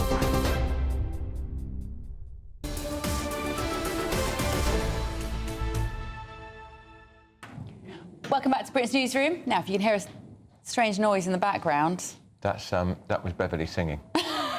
No, but I will if you want me to. Gargling. It's fire drill. We think it's a drill and not an actual fire. We are reliably informed that we are in the middle of a fire drill. But if we run away for any reason, you know why. Got some emails and texts coming in. Shall I have a look? Shall I be your secretary again? Honestly. Because I don't know how to do it. Honestly. Women, how many times have you been in the office and a man said, I don't know how to do it, so you end up doing the actual job yourself? It's true. Hold the line, callers. Right. Let us see what you have been saying at home. I bet a lot of them are slagging off Harry. A lot of them are slagging off Harry. Sharon. Good morning, Sharon. Encouraging the British people to buy British is not inward-looking, it's patriotic. Right, it protects British jobs and wealth. Rachel Reeves has just shown where this Labour government's head is. If the EU asked all countries in Europe to buy European-made products, they'd be right behind that initiative, I guarantee it. The truth is the EU is the biggest protected market in the world. You've been on the phone to Donald Trump, I think, Sharon, haven't you? So, Jess Phillips says, Martin, the safeguarding joke, read out that statement yesterday and should, if genuine in her principles, resign, but she won't. And Neil, and thank you, a few of you pointed out, I did get my numbers wrong about Prince Harry in this legal case. It's not 500 million, I meant to say 500,000. Obviously, it was 500 million. She wouldn't have to sell a lot of jam. And I've checked the figure. The figure as of October 23, that's 2 years on now, was already 440,000. Just for the Home Office alone. For the basics. So that's the taxpayer's bill. Yeah. The taxpayer's bill alone will be close to £1 million. If he loses, he should jolly well pay it because he decided to appeal. Stephen, you've hit the nail on the head here.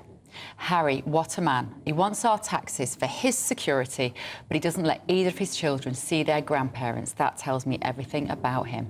That's right. They don't see his father and or their cousins. And Meghan Markle's father has never seen either of her children.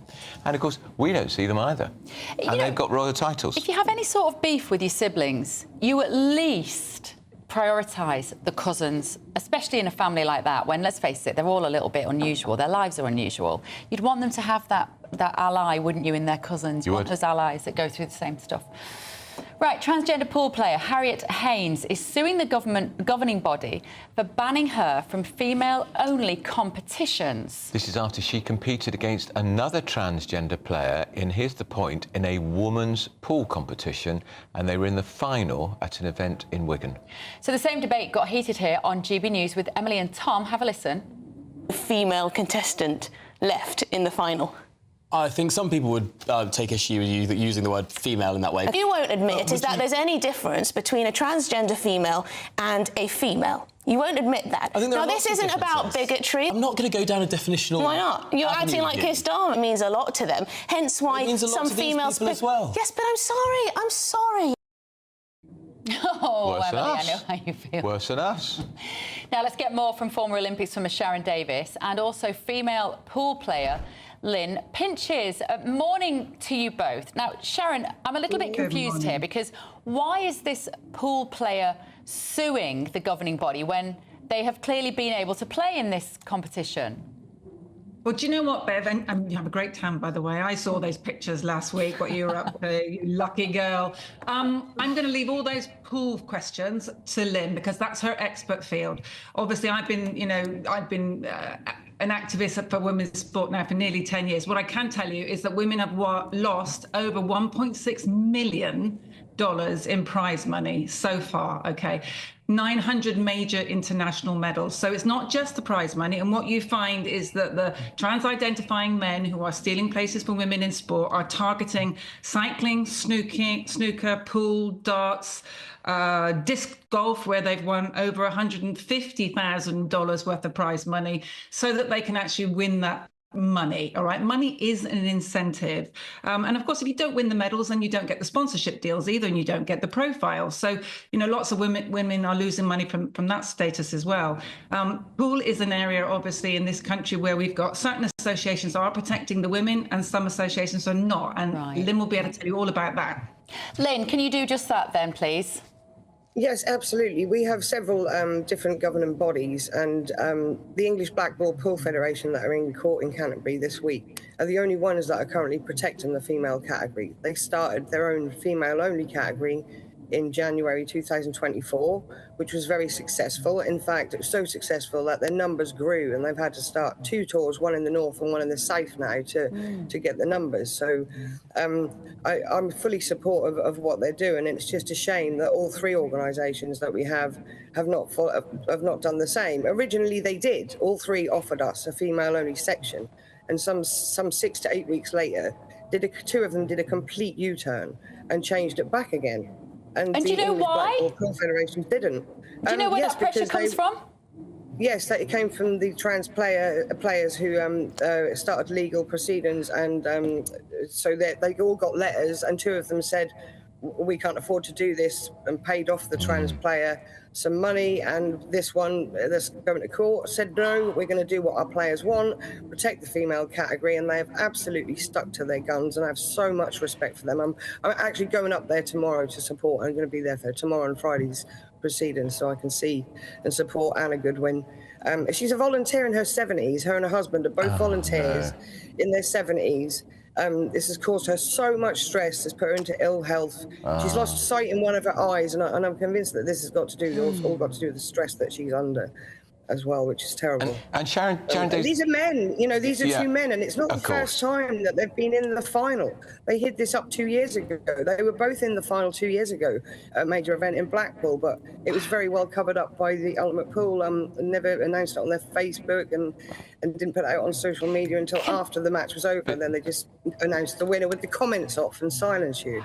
But Sharon, so yet again, a sport, not a particularly well-funded sport locally, the pool being held to ransom by 2 men who want to play against women because they think they've got a competitive advantage, and they're holding them to a financial disadvantage now too.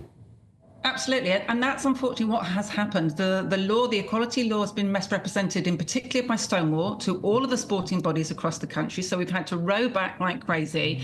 Then the trans activists threaten legal action. In most cases, they never follow through. So it'd be really interesting to see what actually happens in court over the next few days. So that's good to see in a way, because we need these test cases.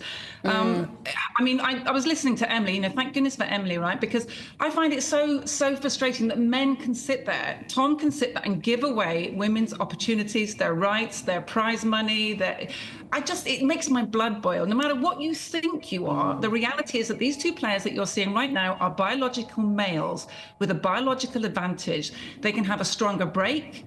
They are taller in most instances. They have longer arms. They have stronger hands. You know, it doesn't matter how small the advantage is. They have an advantage, and they shouldn't be there. And what's even more frustrating is many of those snooker bodies and the pool bodies have created open categories. They've changed their categories to open. So those two individuals can go in the open category. They can identify and wear whatever they like. The sad truth of it is, in that category, they won't win anything. Yeah. And so mediocre males are identifying into women's sport to steal opportunities and prize money away from females, and it should be stopped. I'm just going to play devil's advocate just for a little moment, as hard as this might be. You might say in a sport, you probably answered my question, Sharon, but in a sport like swimming or track or any of those, when it's quite clear there is a physical and physiological advantage. Lynn, as a pool player, what difference does it make if you are born biologically male? I'm really glad you asked, because this keeps coming up a lot. People keep saying there's no difference in pool, there's no difference in darts and all of this. I'll just give you one example. I have a son who plays pool now. 10 years old he is. His break speed, his top break speed is 18.82 miles per hour. My top break speed is 16.02 miles per hour. They're going to talk today, apparently, about break speed and how if you get to a certain speed, you should be able to break the balls. But there's only a certain speed a woman can get to. Yeah. The biggest woman I tested is 6 foot and 20 stone, and she made 19 miles an hour. The smallest man, 8.5 stone, made almost the same, 18.9. Gosh. You know, he's 8 stone, she's 20 stone, 6 foot, he's 5'2". You can't explain it apart from that there's faster twitch muscles. Yeah. And they can accelerate through and do all the things required to make the shot and have more cue power and velocity. It's so obvious to me that my 10-year-old son breaks with more power than I do. Fascinating. Fascinating. And Bev, we can't protect, we can't turn around and say we're going to protect female swimmers or female track athletes, and we're not going to protect female players or female darts. We need to protect all female sportswomen, no matter what sport they play. OK, fantastic. Thank you so Really much. Powerful advocate for women, Sharon Davis. Female pool player as well there, Lynn Pinches. So interesting. So you see, there is a built-in advantage every time a man is on the pool table against a woman. Well, when previously asked about the issue, Harriet Haynes hit back at the idea that men have an advantage. They said, "My success in pool in general is down to my efforts, whether in the women's section or the open section. Coaching helped me progress." At her court hearing, she submitted expert evidence to support her case, including from an American professor who argues that as long as a player could break above a certain speed, something achievable by both sexes, there was no inherent advantage gained by a higher cue velocity. Interesting when Haynes referred to when she played in an open or female section, never in a male tournament. Funny that. I had never considered, this is because I'm probably very naive, but I never considered the financial incentives that Sharon just pointed out so clearly there. Probably because, like Sharon, I'm from a swimming background, right? You didn't make any money in swimming. You certainly didn't get up at 6 o'clock in the morning and train 10 times a week to win any money. But the idea that these people would be entering these competitions to get money, to make tens, sometimes hundreds of thousands of pounds, is chilling. And that's women who've been training hard all their lives for this big prize, being elbowed out of the way by a bloke. Talking about big prize, we've got our biggest ever. It is your chance to drive away with a brand new motorhome worth over £67,000. Here's all the details you need. We're making the Great British Giveaway a getaway with a chance to win our biggest prize to date. You could be the proud owner of this Elneg Baron 560 motorhome worth over £67,000. Supplied brand new from Marquis Leisure, you could be exploring Great Britain and beyond this summer and making memories to last a lifetime. This motorhome comfortably sleeps 4, has its own kitchen and bathroom spaces, and comes complete with all of the mod cons you'd expect from a vehicle of this calibre. And that's not all, as we'll also give you £5,000 in tax-free cash so you can get started on your next adventure as soon as possible. For a chance to win a motorhome and cash, text WIN to 63225. One entry costs £2.50 plus one standard network rate message, or text BONUS to 63225. 5 entries cost £5 plus one standard network rate message. Go to gbnews.com/win. Entries start at £2.50. Call 0903 686 3232. too. Calls cost £2.50 plus your network access charge. Or post your name and number to GB13 PO Box 8690 Derby DE1 9TT. UK only. Entrance must be 18 or over. Lines close at 4 p.m. on the 6th of June. Please check the closing time if listening or watching on demand. Good luck.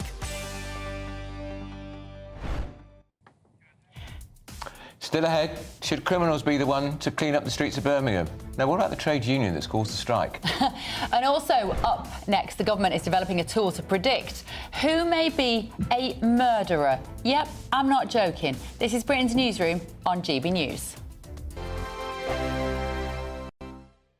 If you want your news to be straight talking... This is a nightmare for the Conservatives again. Down to earth. It's not just Nottingham where this is happening, is it? And most importantly, honest. Hard-working, middle-class taxpayers, they'll get their book thrown at them. Then catch me, Martin Daubney, Monday to Friday, 3 till 6 p.m. on GB News, Britain's news channel.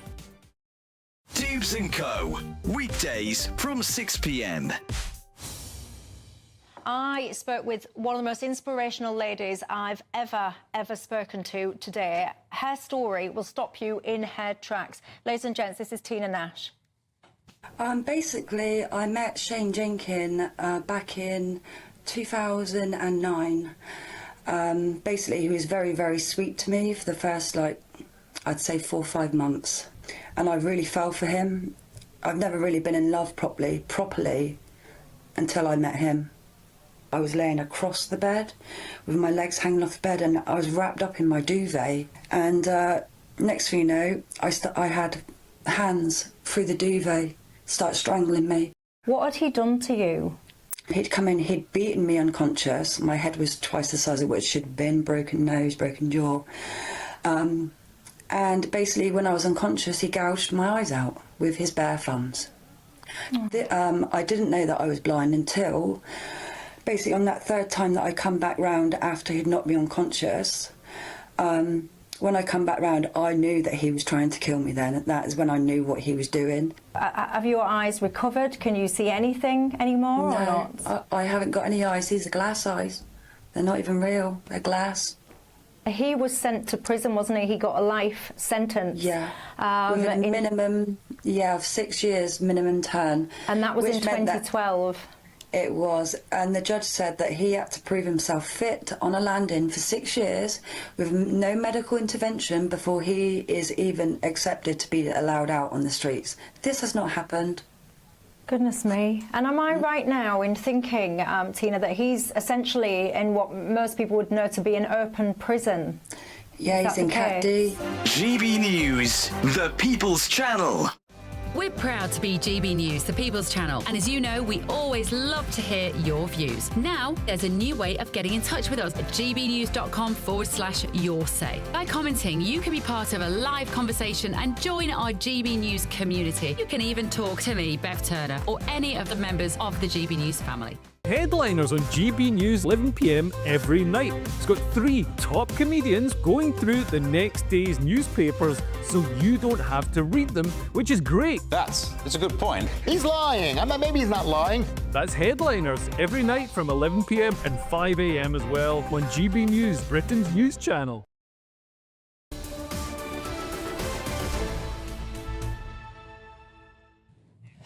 Welcome back to Britain's Newsroom with Andrew Bev, and we've got Stephen Pound and Mike Parry in the studio with us. Right, what do you want to talk about, fellas? Well, we like old Charlie Mullins, our favourite plumber, because I picked up a story online, OK?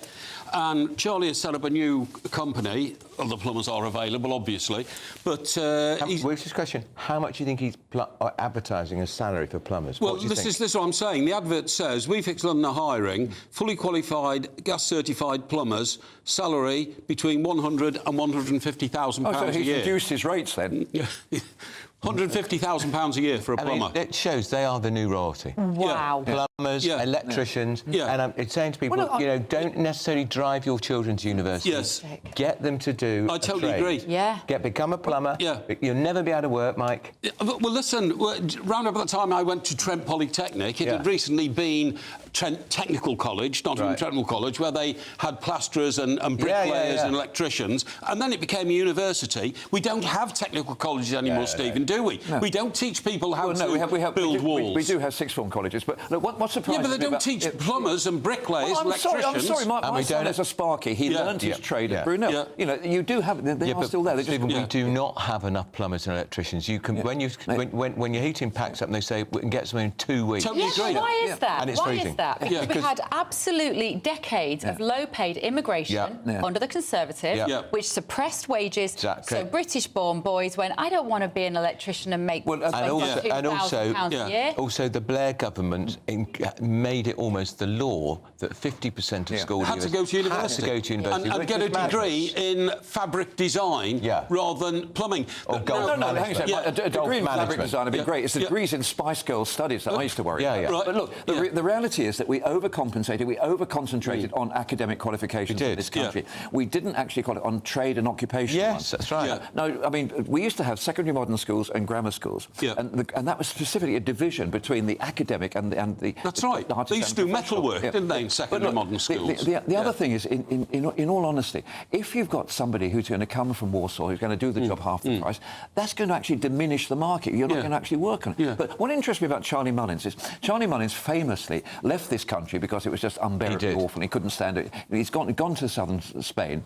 He's in a certain amount of trouble with his getting out, and his honour might possibly be removed from him. So, leave park that for a second. He sold his company. He got an OBE. And exactly. It's being examined by the honours... Because what? Remind people why. Well, because he made some extremely derogatory comments about the Mayor of London. Why shouldn't he? Because he was in... I don't want to repeat them on air. They weren't racist comments about him. No, he said he should be killed. Well, which was stupid. I'm sorry. Come on. Let's concentrate on the positives. He may have left the country, but he's still creating wealth his company in this country. He sold Pimlico Plumbers. He's entitled to. He started it from nothing and sold it for 145 million. Of course he is. Bev, to get to your point, which is the company that is advertising for 100,000? He set up a new company. Yes, he set up a new company. A Spanish company? No, he set it up here in Britain.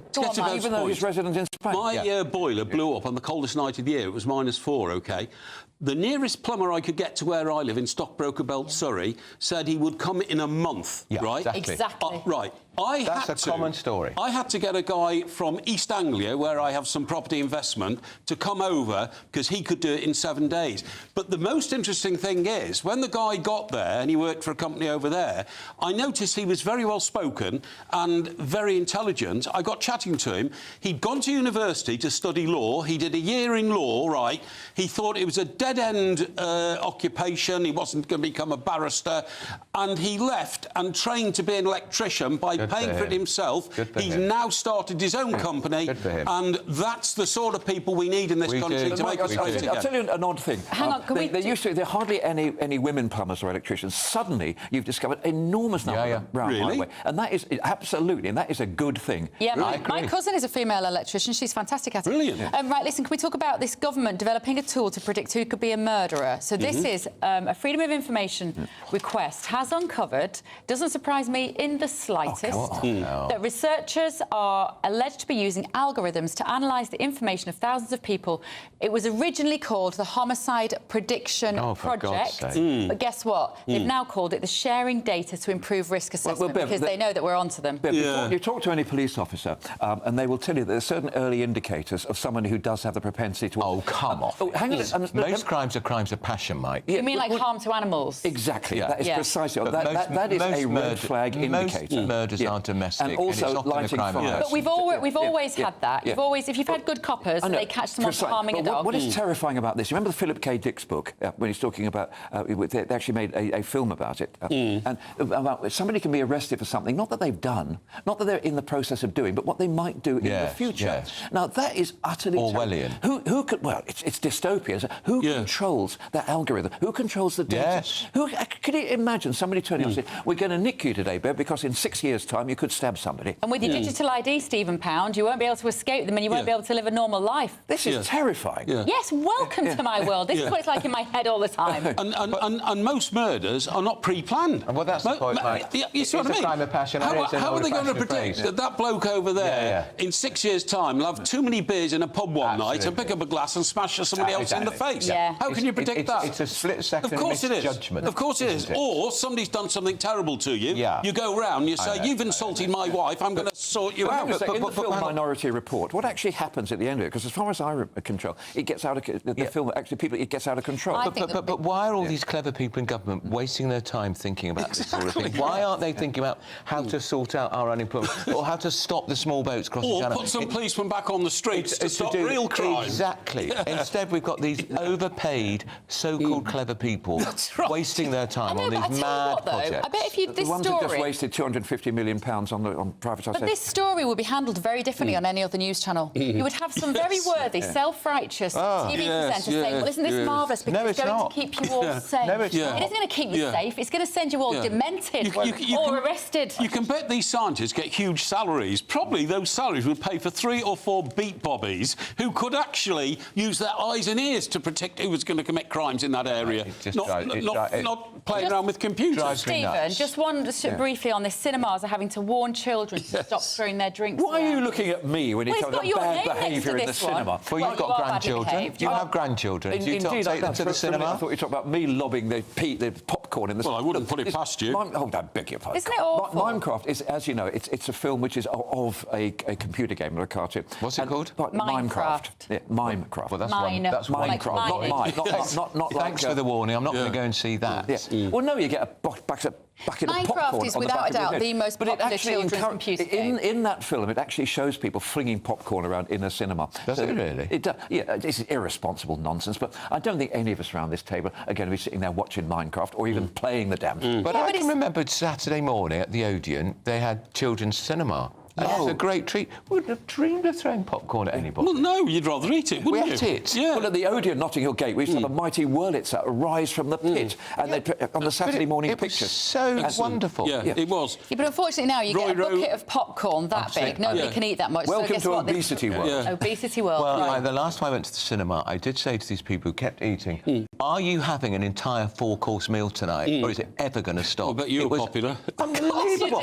Just never stop. Yeah, exactly. Why can't they eat before they get in the cinema? People even bring in hot food now, which is even more disturbing. Burgers and munching away at them, and it's absolutely and then they've got the blimmin' straw at the bottom. Oh, shouldn't be allowed. Slurping. Shouldn't be allowed. Down in Stockbridge. Saturday morning pictures, we used to have a thing called the Perils of Pauline. It was like, and they used to have Topple on Cassidy and Tom Mix. Perils of Pauline. I can still remember all the cigarette smoke, and this was even in the kids' Saturday morning pictures. So maybe I'd settle for somebody having a Kiora and a bit of popcorn rather than a packet. Aren't you down in Stockbridge? Right, listen, Paddington Bear, talking of movies, was destroyed by vandals, this statue. Do you remember in the early hours a couple of drunken lads. 2 soldiers, wasn't it? Well, they were here we 2 are. off-duty soldiers. Gentlemen, we are going to the live unveiling of the new ceremony in Newbury. This is the ceremony of the new Paddington. Here we are. Look, how many people are joined? It's obviously school holidays at the moment. It looks like there are hundreds of people there in Newbury. Isn't Newbury just near Reading? Not near Bedford, is it? Yeah, near Reading. It was spelt the wrong way in the autograph. And that's what threw me. They'll have sold out of marmalade, won't they? Here we are. They're going to unveil. If you were an innovative salesman, Mike, Stephen, you would be selling marmalade. Indeed, if I was an entrepreneurial capitalist. Now, I presume that is the Paddington under the blanket there. Either that or it's a ghost. But isn't it amazing? If you're listening on the radio, there is a statue, we think of Paddington, under a white sheet. There are hundreds of children there waiting to get a glimpse of this statue. I actually saw a report that it had already been put back because they rescued it from the back of a taxi that these 2 soldiers had put it into. Just around, most of us come here via Paddington Station. If you come to Paddington Station, there's a beautiful model of Paddington on a bench made out of... And every single time I've come here, you see tourists sitting there. Totally agree. And there's also a shop where you can buy Paddington bears on the station. Oh, you can. Isn't it amazing how this has actually resonated with the nation? I think, you know why? Because Paddington Bear is a good news story. It's about happiness. It's about nice... It's also the film. Talking of news stories, here's Sophia Wensler with your headlines. We'll bring you the statue as and when it's revealed. Great segue.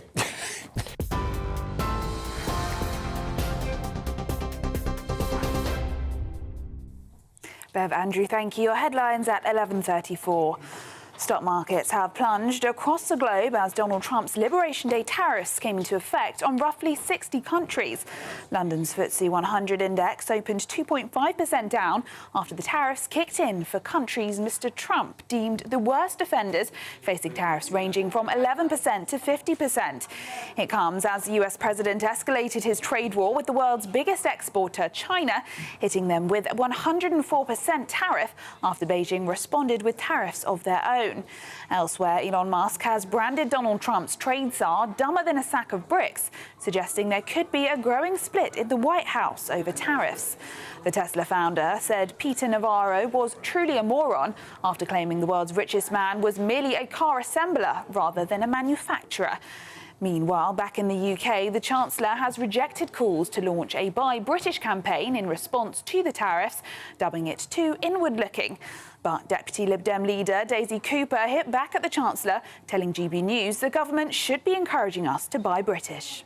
Government should be launching a big national effort to encourage people to buy British where they can and to make sure there's enough transparency about where products come from so people can make those informed choices if they choose to do so. In other news, a Paddington Bear statue destroyed by vandals in the early hours of the morning in early March is being unveiled at a ceremony in Newbury. Let's have a look now.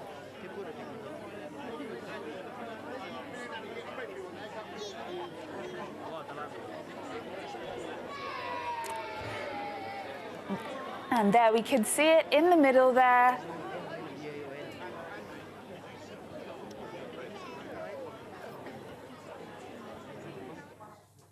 And GB News can reveal that more people have now been jailed in Rotherham for rioting at a hotel housing asylum seekers than the number of grooming gang abusers jailed. Since last August, South Yorkshire Police have made over 100 arrests in connection with the disorder at the asylum hotel, of which 77 have now been jailed. This compares to only 68 convictions to date for group-based child sexual abuse and exploitation in the town. This comes as Labour announced they've dropped plans for grooming gang inquiries, instead saying they'll focus on locally led work on grooming gangs. The Prime Minister and the Chancellor have been speaking in Bedfordshire about the new deal securing the first universal theme park in Europe to open in 2031. What a momentous day, what such an important day. And it's going to put Bedford on the map for millions of people, film lovers, people coming here for fun, people building their careers here. It'll create thousands of jobs for the local community. The project is estimated to generate £50 billion for the economy, generating around 28,000 jobs for the UK. And the King and Queen are celebrating their 20th wedding anniversary today as they continue an historic state visit to Italy. Charles and Camilla will mark 2 decades this evening as guests of honour at a state banquet in Rome. It comes as the King has met with the Italian Prime Minister Giorgia Meloni today. Yesterday, their trip was overshadowed by Prince Harry battling in a London courtroom to challenge the decision to downgrade his UK taxpayer-funded security. The Duke arrived at the High Court this morning for the second day of the 2-day hearing. Those are the latest GB News headlines. More in half an hour. For the very latest GB News direct to your smartphone, sign up to News Alerts by scanning the QR code or go to gbnews.com/alerts.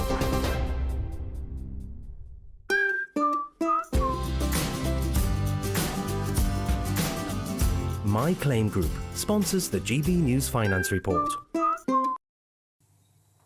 And here's a quick snapshot of today's markets. The pound will buy you $1.2828 and €1.1611.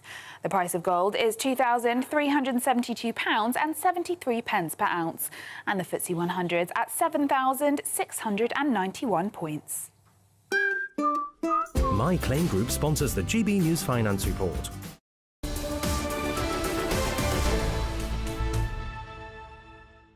Bad. Emily and Tom are here. They will be up at noon. What's coming up on the show? We saw a little clip earlier of you two rowing about trans people. Oh, no, not again. We're with you, Emily. Dear. We're with you, Emily. I think the world is with me. That debate has been won. Sharon Davis said, thank God for you, Emily.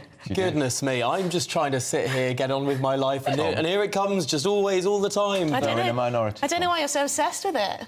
with wanting to get rid of female categories. You're the one who brought it up. I brought it up because it was a story. How many of these men are stealing women's prize? Well, exactly. I mean, it's just ridiculous. Well, okay, but we're going to have a couple of other debates. We've got a couple of other debates today, completely different. One council in this country has decided that a VE Day military parade is too elitist. Appalling. And we're going to debate whether military parades are elitist. They are not. Elitist? What extraordinary thing to say. So apparently it's elitist to think of our war This dead. is to mark VE Day, the 80th anniversary, when a lot of those, the last chance of some of those veterans to be on parade. And this ridiculous council thinks that's elitist. They're offensive. Yeah. But there are some people in the country who think that it's absolutely outrageous that there are any sort of displays of military might, that it's... the White Poppy Brigade? Oh, yeah, absolutely. It's not military might, it's nice old men and women we're paying tribute to, and to the people who fell. It's just erasing our history, isn't it? And, it is. You know, what unites us, what little still unites us in this country. Yeah. We're also going to be debating whether we should all buy British. And how this divides the free marketeers and the farmers, perhaps. So we're going to be having that debate. We were talking about this big theme park that's coming in. Oh, yeah. Is it going to be made with Chinese steel or British steel? Well, Nigel Farage wants it to all be British. I worry that if it's all made with British steel, it will just never happen. Too expensive, if it becomes 10 times the price... I mean, it's all very well and good mandating things get made with very expensive... The thing we need to do for British steel is bring down the costs of producing it. And that's all about the cost of energy. Yeah. And until we bring down the cost of energy in this country, frankly, we can have as many mandates for building things with steel as we won't. It just won't get built. Sadly unfeasible, probably, If you abandon to net zero, then it's also goodbye to Ed Miliband from the Cabinet. What's not to like? There's not a chance that he'll abandon net zero. Oh, we should mention the King will be speaking in Italy before the Italian Parliament. A rare honour with a little bit of Italian. A smattering. A smattering. Just occasional. What it will mostly be is how most English people speak in Italy, which is English but louder. Yeah, exactly. Emily and Tom from 12 o'clock. But up next is National Service, the solution to Britain's knife crime crisis. There are calls for all young offenders to take part. Don't go anywhere. Good Afternoon Britain isn't just about us. The wonderful thing about this programme is it's about everyone watching. It's an interactive programme. Well, there absolutely is something to see here, and we're going to be talking about it more. Whether it's breaking royal news, please bring us up to date, or indeed a particularly punchy speech in the House of Commons. Very, very curious. We bring it to you live, and then we bring you live reaction as well. That's Good Afternoon Britain, weekdays from midday. Only on GB News, the People's Channel, Britain's news channel. Westminster, the ultimate clique. And you're fighting like rats in a sack. But here on the Camilla Tominey Show, we ask the questions the establishment media is too scared to ask. OK, let me ask you a straight question, because I know you're a straight-talking politician. Whether it's net zero, illegal immigration or law and order, nothing is off limits. You had the power then. Yeah, as and now you've lost it. That's the Camilla Tominey Show, a politics show that's fearless. But no, let me finish my question if you don't mind, because it is my show. Sundays at 9:30, only on GB News, the People's Channel, Britain's news channel. Hi, I'm Michelle Dewberry, and my show is your opportunity to cut through all the noise and dive in headfirst to some robust debates. Ideas clash. Situation, isn't it? Because the failure is... You're deliberately avoiding my point. Nothing's held back. And if you think this is the end of it, wait for more. And we do not shy away from the difficult stuff. Sometimes I want to shake people and say, if only you understood. So join me on Dubes & Co. weeknights at 6 p.m, only on GB News, Britain's news channel. Mornings don't have to be tiresome, especially if you have the right company. Wake up to news as it happens, opinion and debate, and of course, a little bit of entertainment too. Because when the kettle's on, we're on. That's Breakfast on GB News, a show worth waking up for. Every morning from 6 a.m. Only on the People's Channel, Britain's news channel. We'll spread the news, you spread the word. Join me, Nana Akwe, for an informative, interactive news programme with a difference. It's fun. No, he didn't say that, though. I'm so surprised. I think there's an element of truth to that. Join me from 3 p.m. every weekend, only on GB News, Britain's news channel. It's Patrick Christie's Tonight, and here We do things differently. It's explaining the absolute madness of this, doesn't it? It's explosive. I mean, this is very good. It's lively. 850. Your government sat there, Sean, and it did nothing. It's controversial. And the Middle East has been in turmoil since before I was born. It's everything you need to kickstart your evening. Everyone's at the Weetabix tonight. I love to see it. That's Patrick Christie's Tonight, weeknights from 9 p.m. Only on GB News, the People's Channel, Britain's news channel.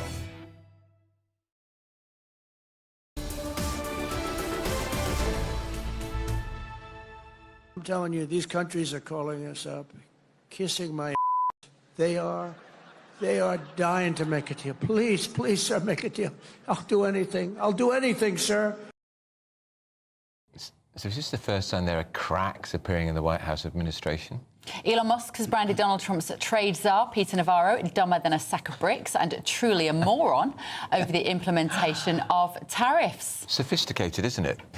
I love how transparent they are. Yeah. I love it. Here to help break down what exactly is going on is US political commentator and senior research fellow at UCL, James Boyes. James, I can't ever imagine a British Prime Minister saying, I've got world leaders ringing up to kiss my derriere.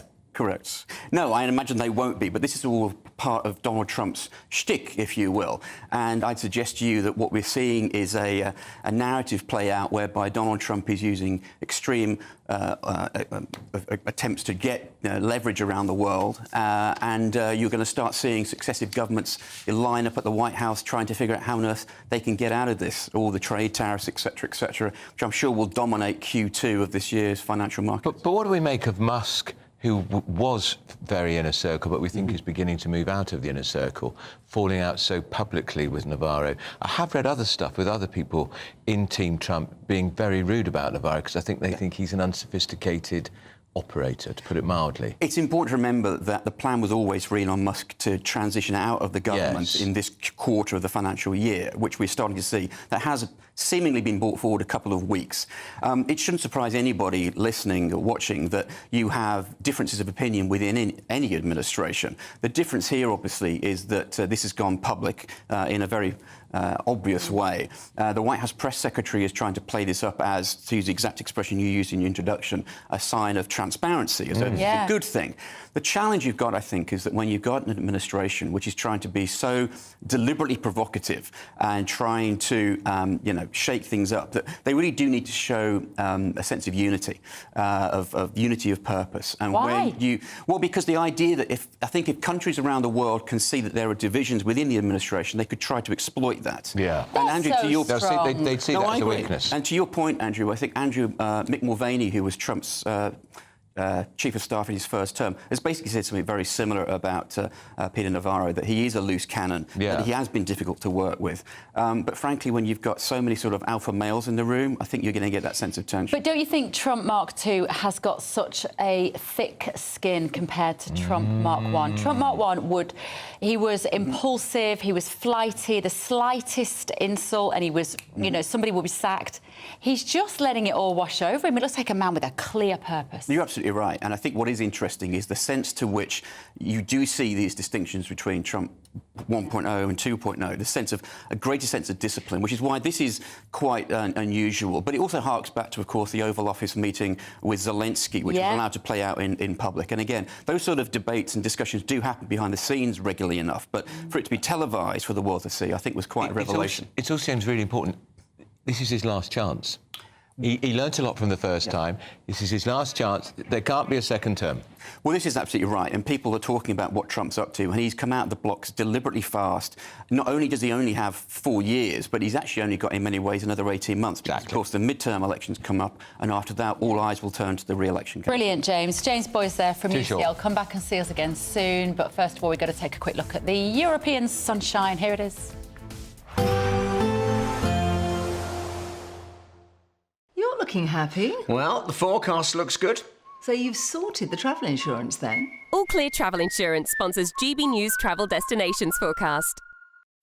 Heavy showers and thunderstorms impacting Portugal and southwestern parts of Spain. But elsewhere across Europe, we are going to see improving temperatures through the week. Initially, some heavy showers affecting Tenerife and Madeira, eventually moving into parts of Portugal and Spain. But as we head our way further east, largely settled, lots of sunny spells and improving temperatures too, starting off in the mid-teens, but increasing through the course of the week. And there'll be plenty of sunshine as we head into next week. The odd shower still affecting Tenerife, and that's where we'll see the best of the temperatures too. All Clear Travel Insurance sponsors GB News Travel Destinations Forecast. Hello there, good morning. Welcome to your GB News weather update from the Met Office. High pressure is still in control of our weather. That means many of us are still going to continue to see plenty of that warm spring sunshine. But the exception is around eastern coasts. This is because areas of high pressure move in a clockwise direction, bringing an easterly flow to eastern shorelines. And that's dragging in some cloud from the North Sea, which is likely to linger around eastern coasts through much of the day. So feeling a little cooler here and those cloudy skies sticking around. But across the west, wall-to-wall blue skies and feeling warm in the sunshine. Perhaps just slightly breezier today across southern coasts, but in the sunshine, highs of 19, possibly even 20 degrees Celsius across western parts of Scotland, so feeling very warm and pleasant indeed. To end the day, we'll start to see more of that low cloud moving in from the North Sea as we head through into the evening, particularly across Shetland, Orkney, and then later on sweeping into eastern parts of Scotland. But the west of Scotland staying largely clear, and similar across Northern Ireland, fairly clear here, northwestern parts of England, but still that North Sea low cloud, sea fog eventually dragging its way into eastern areas. But Wales, most of Devon and Cornwall should stay largely clear overnight. But that means temperatures once again soon dipping away into the evening, soon turning rather chilly, and we'll see more and more of this cloud start to feed into parts of East Anglia, the southeast and central parts of England too, so quite a grey start to the morning as we head towards dawn, but still staying largely clear across Scotland and Northern Ireland. But chilly here, likely seeing some rural frost in places too, and overall it's going to be a fairly chilly night for many of us. So quite a cloudy start across central parts, southeastern areas as well. Eventually that cloud will burn away through the course of the morning, but it still could once again linger on around parts of East Anglia coast. Sussex and Kent could see some cloud around coastal areas too, but parts of northeastern England, an improving picture, much less cloud and feeling a lot warmer too, and generally a dry, nice day for all. I'm Christopher Hope. From pop stars to politicians, I'll interview anybody in a pub who's got a political opinion. Join me every Friday on Spotify, Apple Podcasts, YouTube or gbnews.com, or wherever you get your podcasts. This is GB News, the People's Channel. Join me, Nana Akwe, for an informative, interactive news programme with a difference. It's fun. No, he didn't say that, Dave. I'm so surprised. I think there's an element of truth to that. Join me from 3 p.m. every weekend, only on GB News, Britain's news channel. We're proud to be GB News, the People's Channel. And as you know, we always love to hear your views. Now, there's a new way of getting in touch with us at gbnews.com/yoursay. By commenting, you can be part of a live conversation and join our GB News community. You can even talk to me, Bev Turner, or any of the members of the GB News family.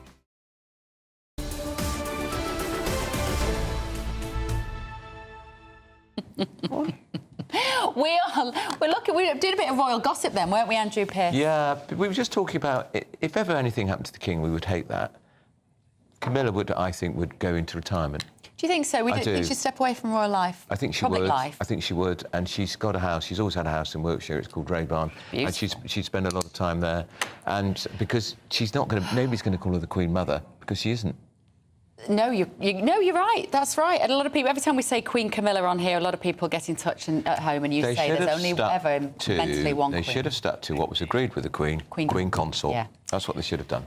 Right, we managed to get through today. It was a very busy show. Thank you for joining us this morning. We will be back, of course, tomorrow morning at 9:30. Tom and Emily are next. See you tomorrow. We are indeed next, and coming up on the show, after the Labour government chose to unceremoniously, if not sneakily, abandon their plans for 5 locally led inquiries into the grooming gangs, Charlie Peters will be here with yet another exclusive for us. Elsewhere, is it right that a local council has scrapped its 80th anniversary of VE Day parade? We'll be debating that and a fiery debate on whether or not we should buy more British in the wake of the global market turmoil. Stay with us.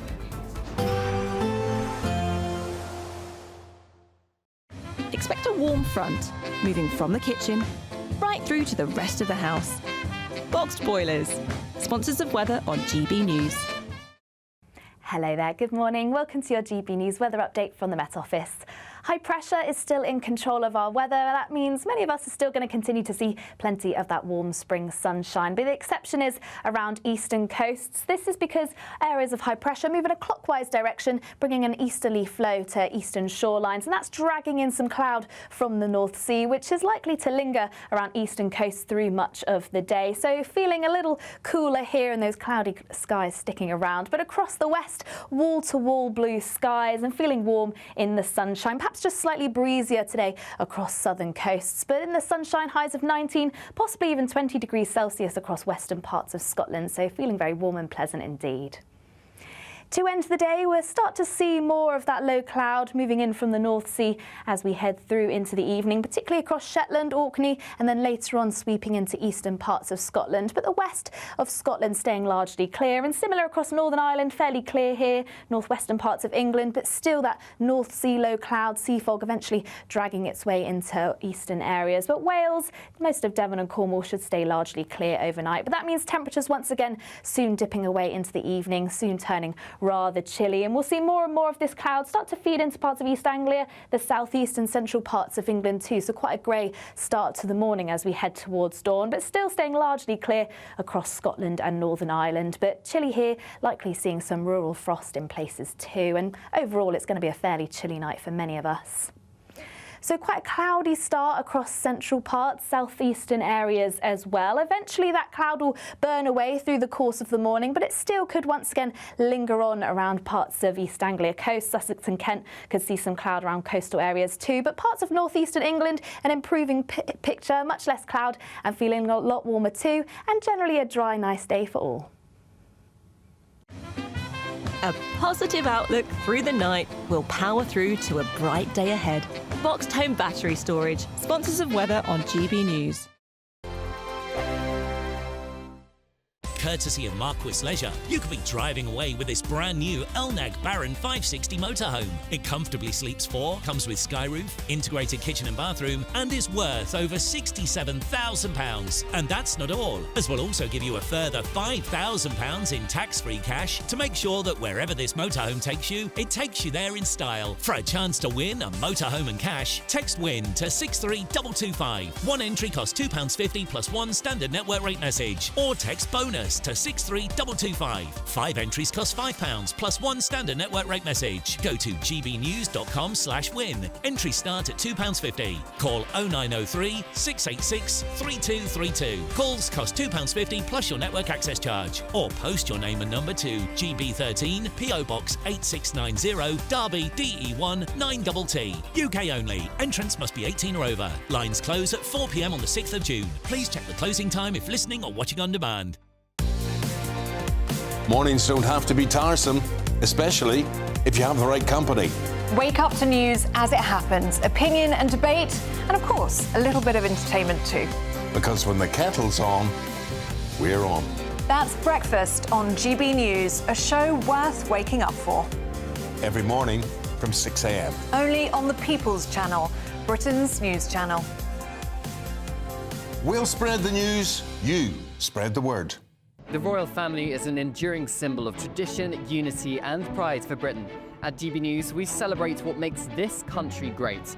In our new royal newsletter series, you can join me, Cameron Walker, for Inside the Palace, an exclusive look every week that takes you beyond the gates and brings you the very latest from those at the heart of the monarchy. Never miss a royal moment again. Sign up now. Go to gbnews.com/royal newsletter and get the latest straight to your inbox.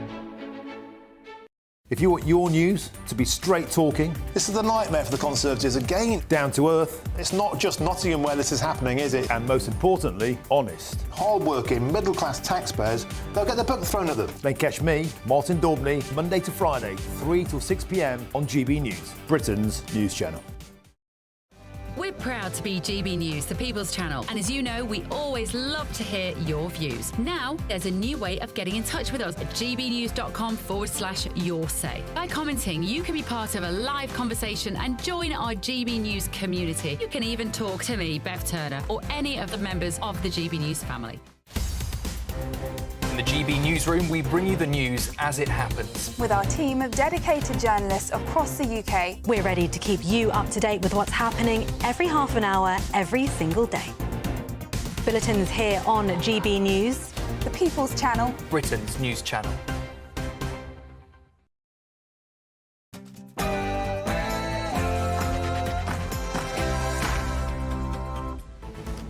Good afternoon, Britain. It's 12 o'clock on Wednesday, the 9th of April. I'm Tom Harwood. And I'm Emily Carver. Now, China vows resolute and effective measures as Trump's 104% tariffs take effect. It all comes as apparent cracks appear within presidential circles, with Elon Musk branding a key trade advisor, key trade advisor, a moron, dumber than a sack of bricks, and something even ruder still. We'll have the very latest. Doesn't hold back, does he? Elsewhere, Universal Studios, yes, they are to open their first theme park in Britain. Woohoo! The attraction will be one of the largest and most advanced theme parks in the whole of Europe. An estimated £50 billion boost for the economy when it opens in 2031. And the King and Queen celebrate their 20th wedding anniversary as they continue their historic state visit to Italy. Well, King Charles is set to address a joint session of Parliament later this afternoon. We'll bring you that live. And GB News can exclusively reveal the number of people jailed for rioting at a hotel housing asylum seekers in Rotherham has now exceeded the number of grooming gang abusers jailed in the South Yorkshire town. It comes as Labour drops plans for grooming gang inquiries on the final day before the Easter recess.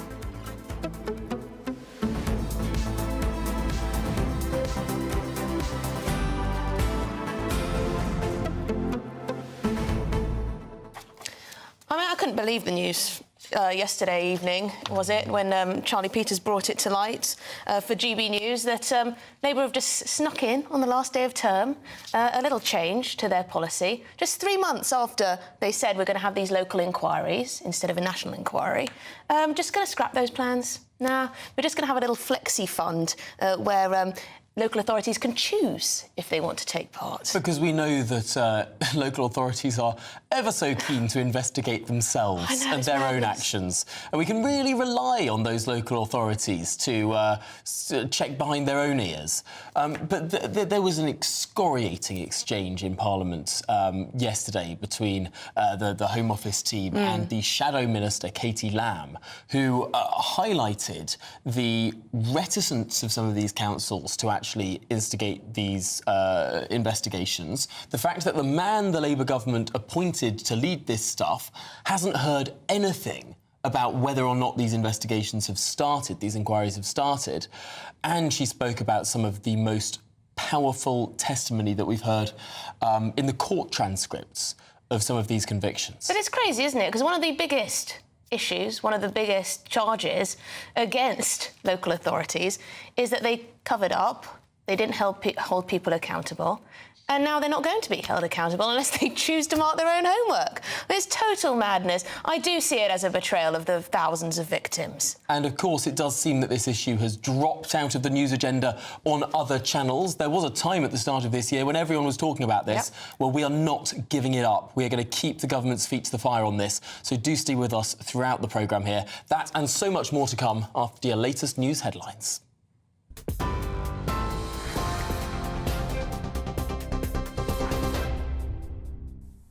Good afternoon. It's just gone 12 o'clock. These are your headlines. China has accused the White House of bullying practices after Donald Trump imposed a 104% duty on Chinese goods into the US. The US president escalated his trade war with the world's biggest exporter after Beijing responded with tariffs of their own. Elsewhere, Elon Musk has branded Donald Trump's trade czar dumber than a sack of bricks, suggesting there could be a growing split in the White House over the tariffs. The Tesla founder said Peter Navarro was truly a moron after claiming the world's richest man was merely a car assembler rather than a manufacturer. Meanwhile, the Chancellor has rejected calls to launch a Buy British campaign in response to the tariffs, dubbing it too inward-looking. A Paddington Bear statue destroyed by vandals in the early hours of March has been unveiled at a ceremony in Newbury. 3, 2, 1. The newly installed statue was damaged on March the 2nd when 2 Royal Air Force engineers broke it after a night out and made off with parts of it. GB News can reveal that more people have now been jailed in Rotherham for rioting at a hotel housing asylum seekers than the number of grooming gang abusers jailed. Since last August, South Yorkshire Police have made over 100 arrests in connection with the disorder at the asylum hotel, of which 77 have now been jailed. This compares to only 68 convictions to date for group-based child sexual abuse and exploitation in the town. This comes as Labour announced they've dropped plans for grooming gang inquiries, instead saying they'll focus on locally led work on grooming gangs. Shadow Secretary of State for Levelling Up, Kevin Hollenrake, told GB News it's allowing a cover-up to continue. Well, I was appalled to hear that yesterday. I was in the chamber for that statement. And, you know, I mean, this means that the cover-up can continue. We know that some of the people within the local authorities concerned were complicit. We want a national inquiry, an independent national inquiry, which can set its own terms of reference, which can call witnesses, call for evidence, and make sure anybody who should be held to account is held to account for what's happened, because what's happened is an utter disgrace. But Secretary of State for Culture, Media and Sport Lisa Nandy says an inquiry is not needed. We're absolutely determined to make sure that we give local areas the tools that they need to tackle the problems in their communities, and we will hold them to account for it. Of course we will, and the Minister, Jess Phillips, is absolutely determined to do so. But what we won't do is pretend that just announcing inquiries is the way to solve this problem. In some cases we need inquiries, in other cases we don't. We need other measures, and that's what we're working with communities to do. In other news, the Prime Minister and Chancellor have been speaking in Bedfordshire about a new deal securing the first universal theme park in Europe, set to open in 2031. What a momentous day, what such an important day. And it's going to put Bedford on the map for millions of people, film lovers, people coming here for fun, people building their careers here. It'll create thousands of jobs for the local community. The project is estimated to generate about £50 billion for the economy, generating around 28,000 jobs for the UK. Now, the Taliban say the case of a British couple in their 70s held in Afghanistan will be decided under Islamic law. It's the first time in more than a month that Taliban authorities have publicly commented on the case of 79-year-old Peter Reynolds and his 75-year-old wife Barbie, who were arrested in early February after being taken from their home. The couple have been running training projects in Afghanistan for 18 years. It is thought they were detained because of a course they ran for women teaching mothering skills. The Taliban have banned all education for girls beyond primary school. A spokesperson said, God willing, their problem will be soon resolved.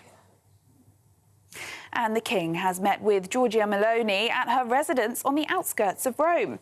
His Majesty spent the morning of his 20th wedding anniversary with the Italian Prime Minister at Villa Doria Pamphili, being welcomed on a red carpet and invited to inspect the guards drawn from the armoured cavalry. Charles and Camilla will mark 2 decades this evening as guests of honour at a state banquet in Rome. Yesterday, their trip was overshadowed by Prince Harry battling in a London courtroom to challenge the decision to downgrade his UK taxpayer-funded security. The Duke arrived at the High Court this morning for the second day of the 2-day hearing. Those are the latest GB News headlines. Now it's back to Tom and Emily.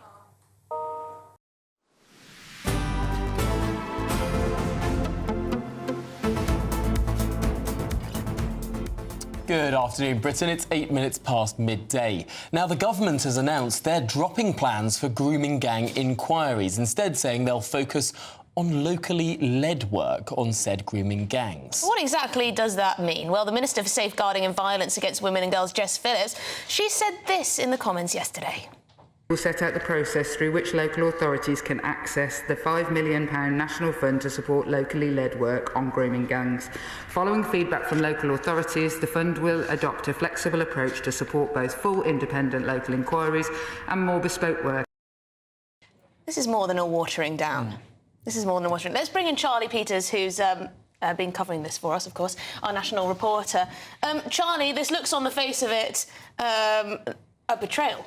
Well, it's a significant shift from what they said in January. On the 16th of that month, when the Home Secretary, Yvette Cooper, said that there would be 5 locally led inquiries on the model of the Telford inquiry, and that Tom Crowther Casey, a barrister who chaired that inquiry in the West Midlands, would develop a framework for other inquiries to happen throughout the country, for others that need it, for those 4 other areas that they would select.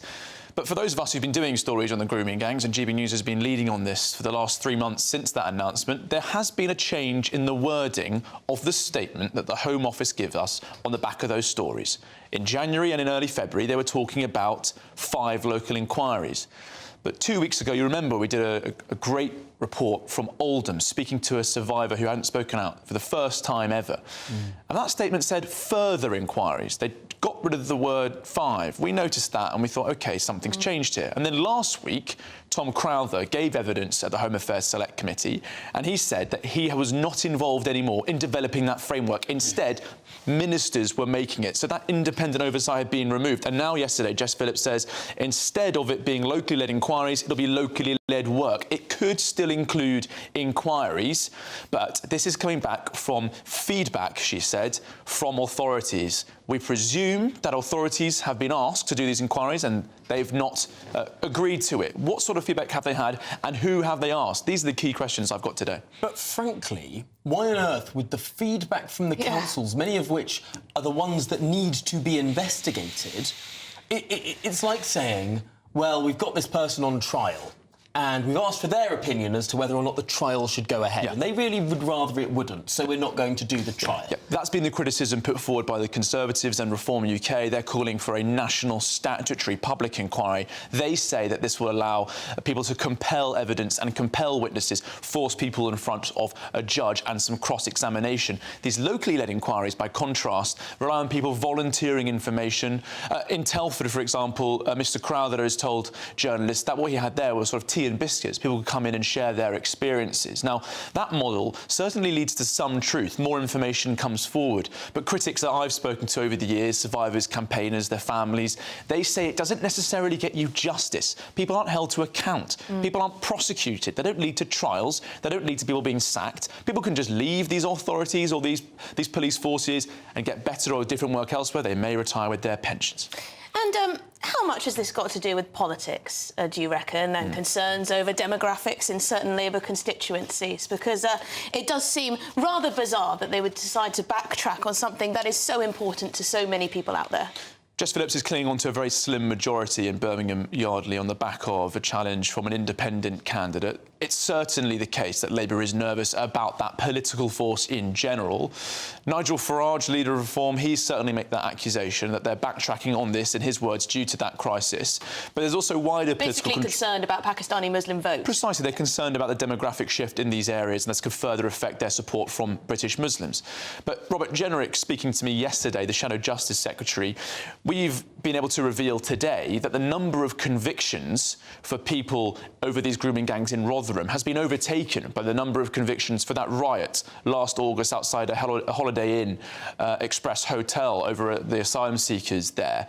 Now, Mr Jenrick said this is an example of Keir Starmer, who he described as two-tier Keir, being squeamish about dealing with this issue, echoing, in a sense, Mr Farage's criticism as well, saying that the state does not want to deal with this problem because it makes them nervous about the racial elements involved. That's what Baroness Louise Casey is investigating as part of her 3-month audit. We're expecting to hear back from that soon. I had to just mention now also that the Safeguarding Minister yesterday also made a wider announcement about other measures. She's going to bring in a Child Protection Authority. That's one of the ICSA recommendations. She's also said they're doubling funding from the Home Office to adult survivors of child sexual exploitation. And part of that locally led work will include more therapeutic care and also victims panels. But as you both said, Emily and Tom, this is a step down, quite significantly, I think, from what they promised in January. 5 locally led inquiries. Now, the only one we know will happen was Oldham, and that was agreed before the furore erupted in January. I think the timing of the announcement makes that clear. I understand you've had a right of reply. Yes, indeed. I think hopefully it's on the screen for you to read. Oh, well, fantastic. Here we go. Yes, this is from Labour. Shameless Robert Jenrick did nothing about heinous grooming gangs while he had the power as a minister to help the victims of this appalling abuse. The Tories did not hold a single meeting with victims, police forces, external organisations, experts or councils, nor did they lift a finger to implement any of the recommendations of 7-year-long national inquiry into child sexual abuse. Instead, Jenrick and his colleagues swept it under the carpet after it was published. This is another utterly disgraceful, dishonest and hypocritical attempt to make political capital out of an issue he could not have cared less about when he was actually in government. Now, Jess Phillips, the Safeguarding Minister, has also had this to say. It is paramount we do more to protect vulnerable children from the horrors of child sexual abuse and exploitation. Today, we've set out the next steps in our work to address the issues raised in Alexis Jay's independent inquiry into child sexual abuse. This will put victims at the heart of the government's work to combat child sexual abuse by creating a Child Protection Authority, providing national leadership and learning on child protection and safeguarding. OK, so there you go. Thank you, Charlie.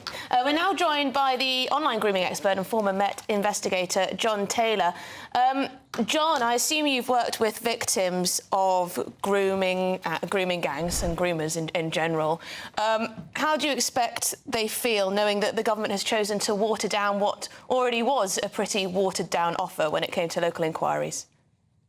Although, yet again, the victims here will feel completely let down and very, very frustrated.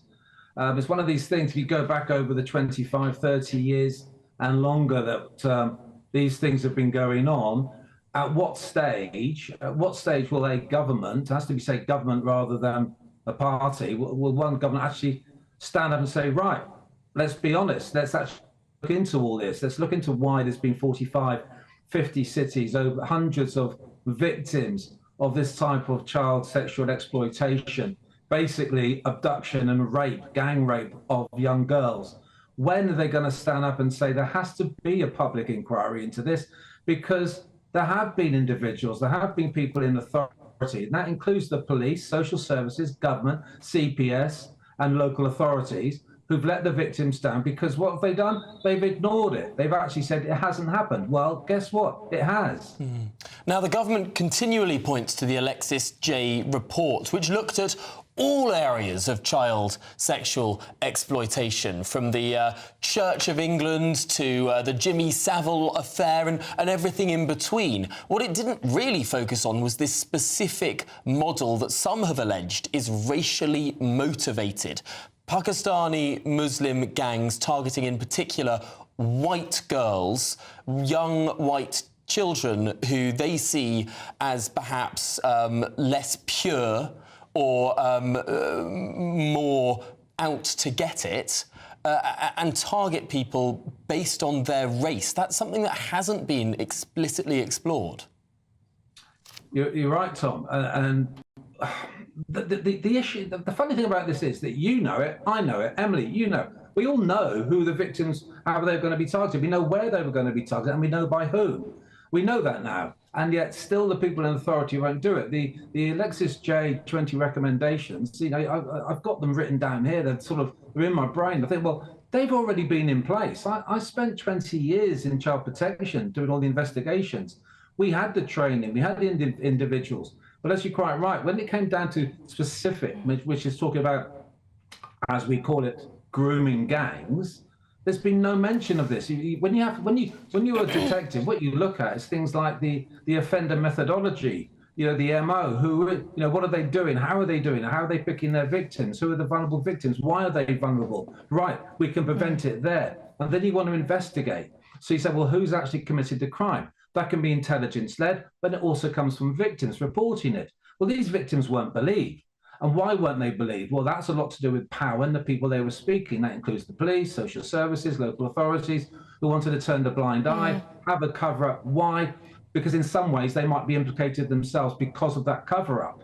Then we've moved on. Social media's come into it, so now people are worried about being cancelled, having that race card pulled against them, and actually finding themselves in the position, well, you're not going to be working here. And as Charlie, I think Charlie was quite right in what he put there. He said they're so worried about losing their jobs. Well, victims and people, even the public, want to see, well, if you're responsible for this, if you're responsible for that cover-up, we want you punished. We want you to actually suffer in some way. Absolutely. And it's so frustrating, because I can imagine Labour ministers are very willing to call a spade when it comes to abuse in the church, whether it's the Church of England or the Catholic Church. But when it comes to this, because of potential racial tensions, they're too afraid, in my view. And it's hardly surprising. It's coming from the top. Keir Starmer said that politicians calling this out and calling for a national inquiry were jumping on a far-right bandwagon. That doesn't help open conversation. It makes it near impossible to have that open conversation unless you're on a free speech channel like this. No, I agree. If you look at the operations and all the individuals that have now gone into prison in some way or have been charged and prosecuted, the vast majority are coming from British Pakistani heritage. So therefore, but you have also got some men who are white, but the vast majority. And if you want to police something effectively and correctly, you've got to understand who's doing it. Otherwise, you've got to understand the problem. John, we're going to have to leave it there, but really appreciate your input. John Taylor, online grooming expert and former Met investigator. Well, please do get your thoughts in. I think it's pretty shocking, actually, that they've done this, but perhaps you have different views. Well, now we've got some breaking news to bring you. Yes, the Chinese Finance Ministry has announced they are set to impose additional tariffs of 84% on US goods. Well, the announcement has led to sharp drops in the global markets. China's 84% tariffs are up from the previously announced 34%. It's a huge rise. This is all according to the Chinese Finance Ministry. China has also raised concerns with the World Trade Organization, accusing the United States of destabilizing global trade. Yes, it does look like the war between China and the United States is the biggest at the moment. We're joined by the host of the Politics podcast, Justin Young. Justin, thank you very much indeed. This is heating up, isn't it, particularly between the United States and China?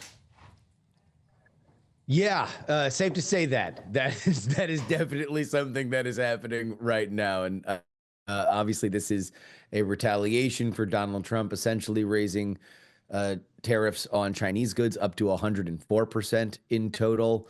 The reality here is very, very complicated. Number one, goods coming into China from the United States is much less than the goods that come in from China from the U.S. to China are less than what the Chinese manufacturing sends into the United States. It's about a $200 billion trade gap. So this will hurt China more than it will hurt the United States, at least in terms of the flow of goods. Where it is very much going to hurt the United States is in how much China owns bonds and they own treasury bills. So that is something that we are looking at right now in the U.S. as those markets begin to dip. But obviously, we are in the thick of things. And the thick of things is an apt description, given the 104% tariffs that the United States has charged on Chinese imports. That is going to more than double the price of anything imported from China. Many of these things are components that are then used in further down the assembly line. So you can see how these sort of taxes can compound upon each other.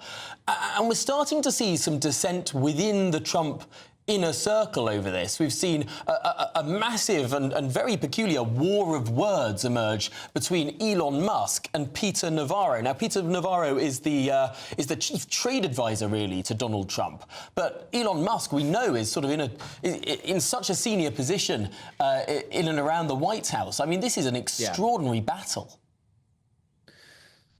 So this is an ideological battle that really shows you where the American right is in terms of an ideological shift. Peter Navarro was somebody that was a Democrat for the vast majority of his career, and he was somebody that had progressive values when it came to protectionism of industry. Elon Musk is not that. He comes from far more of the libertarian wing of the Republican Party, and they found common cause when it came to Donald Trump when he was running. But now that the rubber has very much met the road, you have Peter Navarro, who is very steadfast and has been forever about tariffs, and Elon Musk, who not only philosophically does not agree with it, but very much monetarily does not agree with it either, as he is somebody that is dependent on China for Tesla and many other things. But we've seen in the White House press briefing room the administration's bizarre response to this open warfare. What did the press secretary say? She said, boys will be boys, and they were going to allow the public squabbling to continue. Now, that might across the pond seem odd, but that is very much on brand for the Trump administration, for those of us who have watched it day in and day out. Donald Trump is not squeamish when it comes to conflict amongst his staff, and it is interesting that at times we revere that in America, and sometimes we call it the team of rivals, as Doris Kearns Goodwin called it, and it was labeled to Obama's administration. And this is a little bit different. I don't remember anybody in Obama's administration using the kind of slurs that I'm not even allowed to say on this very genteel network that Elon Musk has called Peter Navarro. But it is certainly something that they do not shy away from, the Trump administration. Yes, definitely a war of words there. Justin, I wonder if you've seen this video campaign that's coming out of China mocking US citizens. Let's have a little watch. So this is the video posted to TikTok. We don't know precisely the origin, but did come from a Chinese account, showing what purports to be American citizens, obese ones, working in what can only be described as sweatshops, making clothing, including bras, trainers, iPhones as well. Is this China sort of mocking America, perhaps on the regression path that it might be on if it becomes the sort of economy that China used to be 10 or 20 years ago? This has really been a failure of the Trump administration to give any kind of singular vision to this, because you have some folks that are out there from the Trump administration, like Doug Burgum, talking about how reshoring American manufacturing is a future forward idea, that with AI and robotics, these kinds of factories are not going to look like the factories of the 1950s, and certainly not like the factories in some of those towns in China currently. Rather, it's going to be a big, gleaming, beautiful future. And then you have somebody like Howard Lutnick, who is out here arguing, no, don't worry, your kids will be able to screw tiny screws into iPhones, which is not something that I think a lot of Americans are really excited about. So that is certainly a ripe parody, an AI video of a bunch of people from the middle of America sewing their own gloves together. But it is a curious moment, because right now we still don't know, is this a negotiating tool or is this a reality? And if it's a negotiating tool, then I think you have a lot of people that are nervous about it, that understand it, that Donald Trump's going to unplug the world economy and then dare everybody to have him plug it back in and see what he can get for it. If it's the new reality, then there's a lot more strident questions that are going to come out, and probably even nastier words than Elon Musk has called Peter Navarro. Perhaps. Justin Young, thank you very much. Really appreciate your time. You're the host of the Politics podcast and an American political commentator, of course. I mean, he's suggesting it's a negotiating tool, isn't he? On his Truth Social account, he's talking about how the Japanese are coming over and discussing things, how other countries are coming over and discussing things. He's open to having all of these meetings. So there you go. Fingers crossed, Tom. Fingers crossed, but my goodness me, we're hearing a different thing out of the Trump administration almost every other day. I don't know, he's been tweeting, he's been truth socialing the same thing for days. But his chief trade advisor, who's the guy that came up with this tariff scheduling around the world, seems to believe that the United States must have completely balanced trade with every country around the world. Oh, yeah, he does sound a bit of a nut-nut. And he's written in the past, repeatedly, that a trade deficit, if you import more from a country than you export to it, that's equivalent to a knock in your GDP. That is so outside of the mainstream of economic opinions. Yeah, he's not a free marketeer at all. In fact, very much the reverse. Yeah, and when he ran in the 1980s, 1990s, early 2000s, he was a Democrat. He ran to be the mayor of one of the cities in California on a no-growth platform. Yeah, and not what you'd expect from the Republicans necessarily. But life is a roller coaster, eh? And it will be for one town here in the United Kingdom. Yes, Universal Studios is set to open their first theme park in Britain, and it will be in Bedford. Yes, the theme park, which is set to be one of the largest and most advanced anywhere in the world, will bring nearly 20,000 jobs during the construction period, with a further 8,000 new jobs across the hospitality and creative industries when it opens in 2031. Yes, Chancellor Rachel Reeves is championing this as a big success for the government. Universal could have chosen anywhere in Europe to make this investment. The fact that they've chosen Britain, the fact that they've chosen Bedfordshire is a real sign of confidence in the local economy and in the national economy. And I'm delighted that we're able to make this announcement today. Well, could the new theme park take a leaf out of the Blackpool Pleasure Beaches book? Perhaps it could. I think it might be a bit bigger, actually, by the looks of things. I'm not sure 28,000 jobs there are in Blackpool. No, not anymore at least, but it does seem that this is going to be a huge boon to the Bedfordshire economy, that the arc that the government keep talking about between Oxford and Cambridge as this new growth area for the country. But what does it all mean for the rest of the country? Well, our very own North West of England reporter Sophie Reaper went up to Blackpool to find out more for us. And Sophie, you're there on one of the most famous beachfronts in the country. Well, we're on one of the most famous beachfronts inside one of the most famous theme parks in the country as well. We're here inside Blackpool Pleasure Beach, and of course you can see the very iconic big one with some very lucky riders just on their way to the summit just there. Now, in recent weeks there have been concerns about Blackpool Pleasure Beach. There were reported losses of around £2.7 million before tax. There were reports of ride closures, but we've spoken to Pleasure Beach today and they've assured us that actually those rides were closed because they were getting a bit old. The average age was around 40 years, and in fact their data showed that they were the least popular rides, and instead they're replacing those rides with a new ride that's costing a whopping £8.7 million, which will be the tallest ride in the UK of its kind. So lots of great things happening for Blackpool Pleasure Beach, but you might wonder, what do they make of the fact that there's going to be this huge billions of pounds spent in Bedfordshire as opposed to places like Blackpool or other resorts in other parts of the country? Well, earlier on we got the opportunity to speak to the CEO of the Blackpool Pleasure Beach Resort, Amanda Thompson, and this is what she had to say.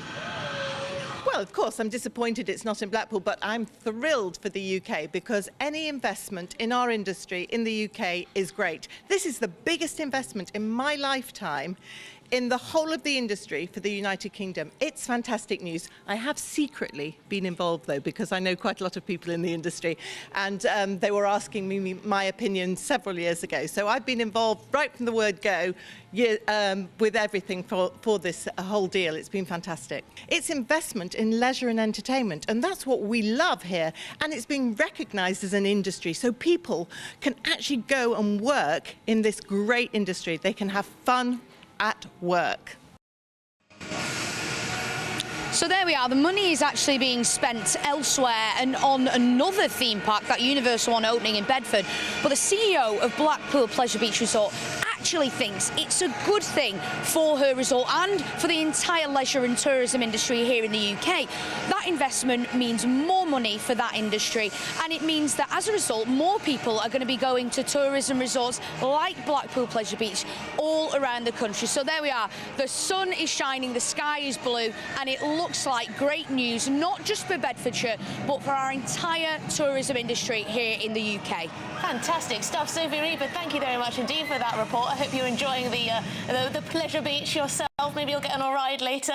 I think I've seen Sophie Reaper report from a ride before.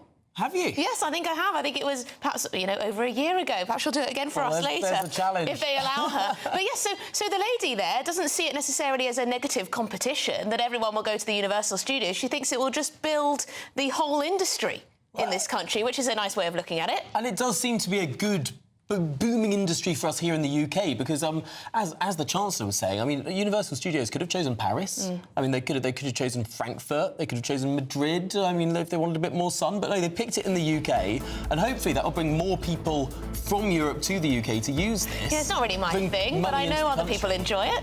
This is Good Afternoon Britain on GB News. We've got lots more coming up on today's show. Going, gone. London is no longer among the top 5 cities favoured by millionaires and billionaires. There has been a mass exodus. Only Moscow has had more of an exodus. And where exactly does that put us? Pretty bleak. That's after your headlines with Sophia.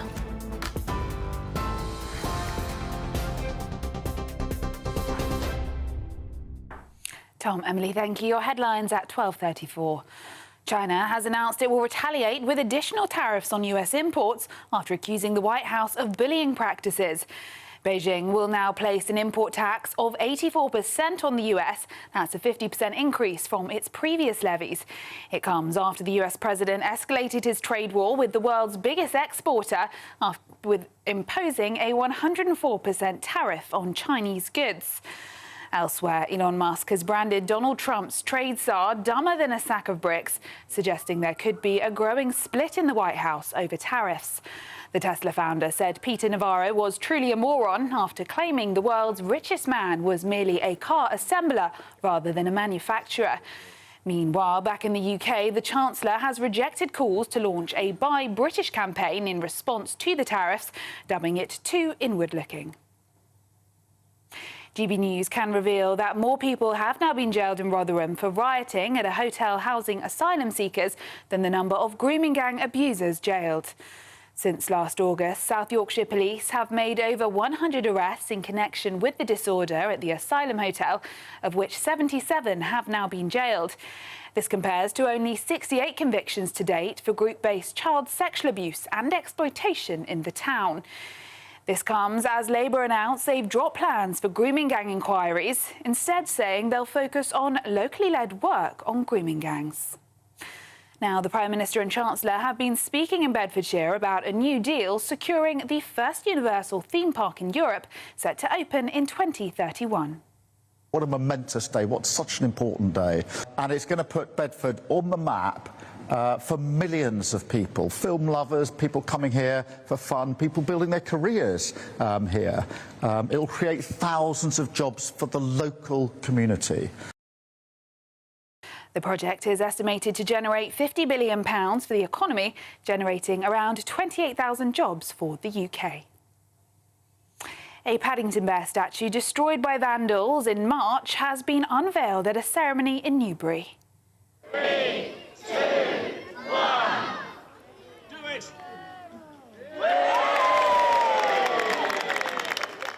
The newly installed statue was damaged on the 2nd of March when 2 Royal Air Force engineers broke it after a night out and made off with parts of it. And the King has met with Giorgia Meloni at her residence on the outskirts of Rome today. His Majesty spent the morning of his 20th wedding anniversary with the Italian Prime Minister at Villa Doria Pamphili, being welcomed on a red carpet and invited to inspect the guards drawn from the army cavalry. Charles and Camilla will mark 2 decades this evening as guests of honour at a state banquet in Rome. Yesterday, their trip was overshadowed by Prince Harry battling in a London courtroom to challenge the decision to downgrade his UK taxpayer-funded security. The Duke arrived at the High Court this morning for the 2nd day of a 2-day hearing. Those are the latest GB News headlines. Now it's back to Tom and Emily. For the very latest GB News direct to your smartphone, sign up to News Alerts by scanning the QR code or go to gbnews.com/alerts.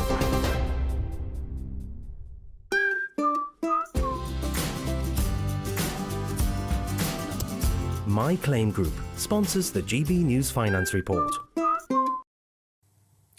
And here's a quick snapshot of today's markets. The pound will buy you $1.2816 and €1.1605. The price of gold is £2,390 and 64 pence per ounce. And the FTSE 100's at 7,641 points. My Claim Group sponsors the GB News Finance Report.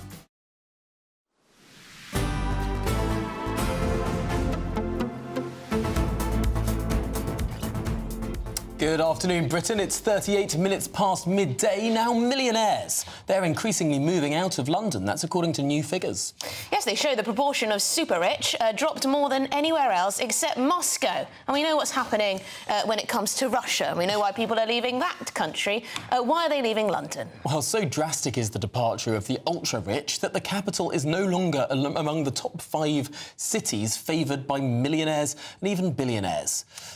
Well, should we even care about the ultra-rich leaving? There are people out there who celebrate this. They say, oh, well, they don't pay their taxes anyway, and good riddance, it'll make us all more equal. Well, let's discuss this with the founder of Pimlico Plumbers, Charlie Mullins. Charlie, you yourself are someone who is in the process of upping sticks and leaving the capital. Why? Well, obviously, why? Because of Labour. I mean, I left 9 months ago when they came into power. And I'm spending my time in Spain or Dubai, where I am at the moment. And I think there's 11,300 other millionaires left, plus billionaires, and that figure will continue. And some of these people that are left have got over 100 million. So this nonsense that the government come up with, I think 9 months ago, that people are not leaving, absolutely rubbish, absolutely lies.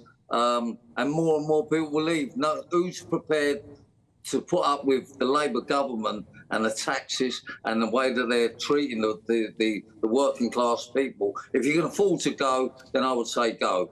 And it's only going to get worse. You know, all they've created, I think, is they've got rid of 11,300 millionaires and they've allowed in 50,000 illegals. I mean, how clever is that? Yeah, I mean, who's going to pay for all of these asylum hotels, eh? We do know the richest in society pay an awful lot of tax, despite what some people will tell you. But is this about the specific tax changes, or is this more about vibes? Is this more about rich people feeling, actually, you know what, London doesn't really want me, Britain doesn't really want me. It doesn't seem as though, you know, with various changes to non-doms and business taxes and VAT on private schools, it's just kind of creating an atmosphere that London isn't the best place if you're aspirational.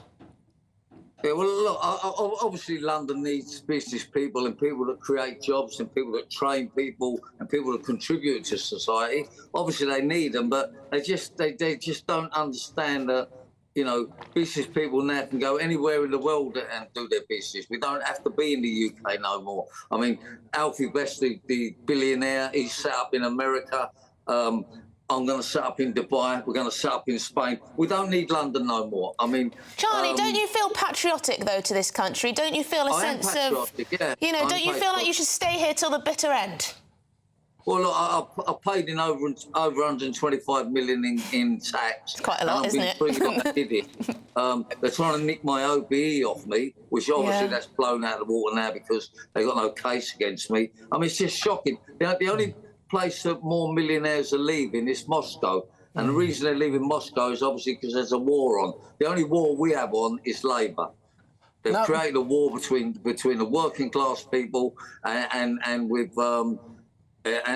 people that generally want to stay for the country. But no, I you know, I've had enough of them. Loads have had enough of them, and millions of people will continue to leave. And the only time we will come back is if and when they come out of power and hopefully reform get in.